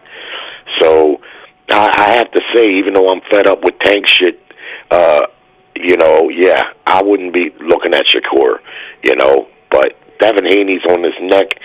And I truly believe his dad that they tried to make the fight at 35 when he had all the belts, and they just don't want it, man. They just want to keep, like, the rumor I'm hearing is he's going to fight either Frank Martin or Rayo. Well, those two guys aren't bad. They're not garbage opponents, but it's the same shit we've been getting. He's fighting the B- or C level guys. You know, they're handpicking his fights, and he's the money guy down there. I get that. He ain't nearly the cash cow that they pretend that he is, despite that big pay-per-view with Ryan. Okay, that one, sure, but the other ones, they weren't big pay-per-views. But he's the cash guy down there, so I get making money with him. But every 3 or 4 fights out, you got to give up a big one, kind of like Canelo does, or what I've seen with Canelo mostly throughout his career. He'll have 3, 4 fights where he's getting paid and making the money, and the people paying him, they'll make their money. And then every 3, 4, 5 fights, he'll give you a big fight. And that's what I expect from Tank at the least, and he's just not doing it. Well, there you go, man. Good to see that you're starting to, you're beginning a boycott of this. You're gonna start throwing the posters into the sea like a tea party type of thing, man. Good for you, man. Good for you. Anyway, listen, Jerry, man, we gotta move on. But thank you for your call, and call back next time, right, man? Take it easy out there. Okay, buddy. Thanks. Thank you. Yeah. Oh, fuck. I forget. Well, if we would have had more time, I was gonna bring up what Shakur Stevenson said. Let's not forget, fellas. Shakur Stevenson said that he would fight the same way. He's going to do what he's got to do, and he's going to come out on top. That's what he says. So in other words, what he's saying, Shakur Stevenson is saying to us fans is, shut your mouths, I'm going to fight the way I want to fight, and you're going to like it. Guys, I don't know about you, but that sounds like rape to me. Sounds like he's raping our time. Now, Jimmy, before we go, we're almost at the end of January, going into February. We're still in the beginning of January of 2024. 2023 was a fantastic year. Well, what were you expecting 2024? Are you expecting any? I mean, we're already getting Fury Usyk at the beginning of the year, but are you expecting a good year? And what are some of the things you'd like to see?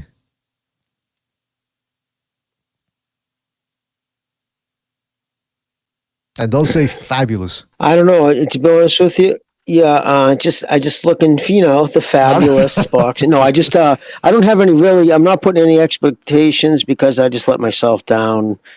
Come on. Why said any? I'm just hoping to see the guys I enjoy watching. I want to see Inoue. I like to see him fight a couple more times this year. I enjoy watching his fights. I think he's extremely talented. Yeah, just pretty much it. I'm looking forward to the Benavidez Canelo fight. I'm looking forward to Beterbiev, Bivol, Usyk for Fury. So this fight, I'm looking forward. I think this has the potential to be a good year. Hopefully, the PBC or Al Haymon, not his fighters, nothing to do with the fighters, but I hope they get swallowed up whole, and he can bust that up, and they can all go to other promoters and start finally getting their whatever's left of his stable, get their career on order. But other than that, I'm wide open, man. Jump in, I love you. Well, that's well said right there. I'm looking forward to. I'm excited to see what surprises come up with boxing, because it's any day now. You get a Canelo announcement or a Crawford announcement, or Inoue. They're already saying Inoue versus Panterita Neri. That's going to be an interesting fight right there. I'm not. For some reason, I'd rather see him fight Casimero. I think that would be much more trash talking from Casimero. But he's fighting a puncher who's aggressive. I don't think it's going to be a cakewalk for as long as it goes. But Inoue should come out on top. Should. You never know. And Inoue, and there's some bad blood there too, because the way he acted in Japan and cheating and shit. So there's some so it's a little drama. Yeah, too. That should be good. A lot of people talking about, including at the Porter podcast, he had Antonio Tarver on, and they were talking about they think Figueroa would do well against Inoue, and I'm like, okay, he couldn't stop fucking Fulton, but you think he's going to stop Inoue? I don't understand how that can kind of make that math work, but whatever. Yeah, he's it's like the Crawford Spence thing. You got a power puncher who's got good counter punching skills and incredible hand speed, and one guy who can crack pretty well, but not as well as the other guy. He's more of a volume guy, and on top of that, he's got defensive liabilities. His only shot is to walk the other guy down, wear him down, make him spend all his bullets, and hope maybe you catch him at late. But if he doesn't, he keeps tagging you, he's going to stop you. So, yeah, it's but, those Sean Porter podcasts, they tend really to overrate some PBC fighters. So, also with Inoue, too, I've studied a few of it. Yeah. Yeah, they do. Yeah, absolutely. And I've been, I watched a lot of, he has 23 knockouts, and I was just watching some of them, and I'll tell you, when it comes to stepping into his punches, the way he snaps into his punches, it's like one of the so impressed with his punching ability, his accuracy. Because somebody sent me a collection of different breakdowns they did for him in his show, and it's because they heard me talking on the show about, and he said, "Hey, is this what you mean by that?" I'm like, "Exactly." And he made a nice little montage of Inoue doing that, and it's very exaggerated, his motions, because that's how far he did. Like, really steps into his punches, like throws the way he does it. I'll send you the thing the kid made me, but yeah, no, he's a great fighter. I'm looking forward to it. It's going to be one of those situations where the only way he loses, he has to keep going up in weight. There's nobody from 122 to 118 or 126, 118 to 126 will touch him right now. I mean, we've heard that song before, man, with Roy Jones. Who could beat him? Yeah. I mean, I tend to agree. I think he's much. I personally think he's much better than Roy Jones. He has much better power, better balance. Roy Jones was extremely athletic, but he didn't have the pound for pound power that Inoue has. This kid has special power, and you can see why he does, just the way he throws his punches. I will say Inoue is better technically. At least he can cut the ring off because that was Roy Jones' problem, is he would terrify people with his speed, and he would drop them early, and then they would get frightened, and they would just get on the defensive, and he didn't know how to chase them down with that fucking rooster style of his. So it would just devolve into a boring fight. But whereas Inoue, if you get on the defensive against him, he'll still chase you down and go to the body. So yeah, man. I mean, in that sense, I do agree. All right, well, listen, fellas, we gotta go. Shout out to Jimmy for joining. And I was going to say real quick too. He picks guys. He said 3 of the guys that he knocked out. He said in his corner, because there's a special, and he planned on, I'm going to stop this guy with just body punches. In his 3 guys, he stopped at the last 2 rounds. I don't even think he threw a punch at the guy's head. Went out there purposely to knock him out with body punches. I mean, who does that at the world level? That's just incredible. But anyways, I know you got to go. So, thank you for having me on, Mr. BDA. It's been a while. Thank you, Jimmy. Thank you for being on. But peace, Chief, everybody. well. Don't forget to hit the like on the way out and check out Mr. BDA's Best of 2023. Absolutely, guys. Go check that one out. Put it out on whatever social media you use. It's a nice little video there. People are entertained by it. Man, go check it out. It's just a review of 2023 and some of the most salient and dramatic storylines of 2023. All right, fellas, thank you for joining us again, Jimmy, Chief, who was here. Shout out to you. Shout out to everybody that donated with the super chat, everybody that called in, and of course, everybody in the chat. I'm talking about Protectorate General, Reverend Pickles, IROGS, Gonzalo in there, Johnny Thunder, Quentin Lassiter, Team Batman Boxing, Hawker Mustang, shout out to Hawker Mustang, Gabriel Sanchez, Knockout Ned, Rapax Rocking Company 10-4, shout out to him, Grim Reaper, SSC was in here as well, shout out to him, I'm Your Leader was here as well, shout out to him, I think I saw Pete somewhere, shout out to Uncle Pete, Never Sobers, shout out to him, Quentin Lassiter, Low Tier Subhuman, Knockout Ned, Iceman, Dora, The Wise One, and if I forget anybody else, because we gotta go, shout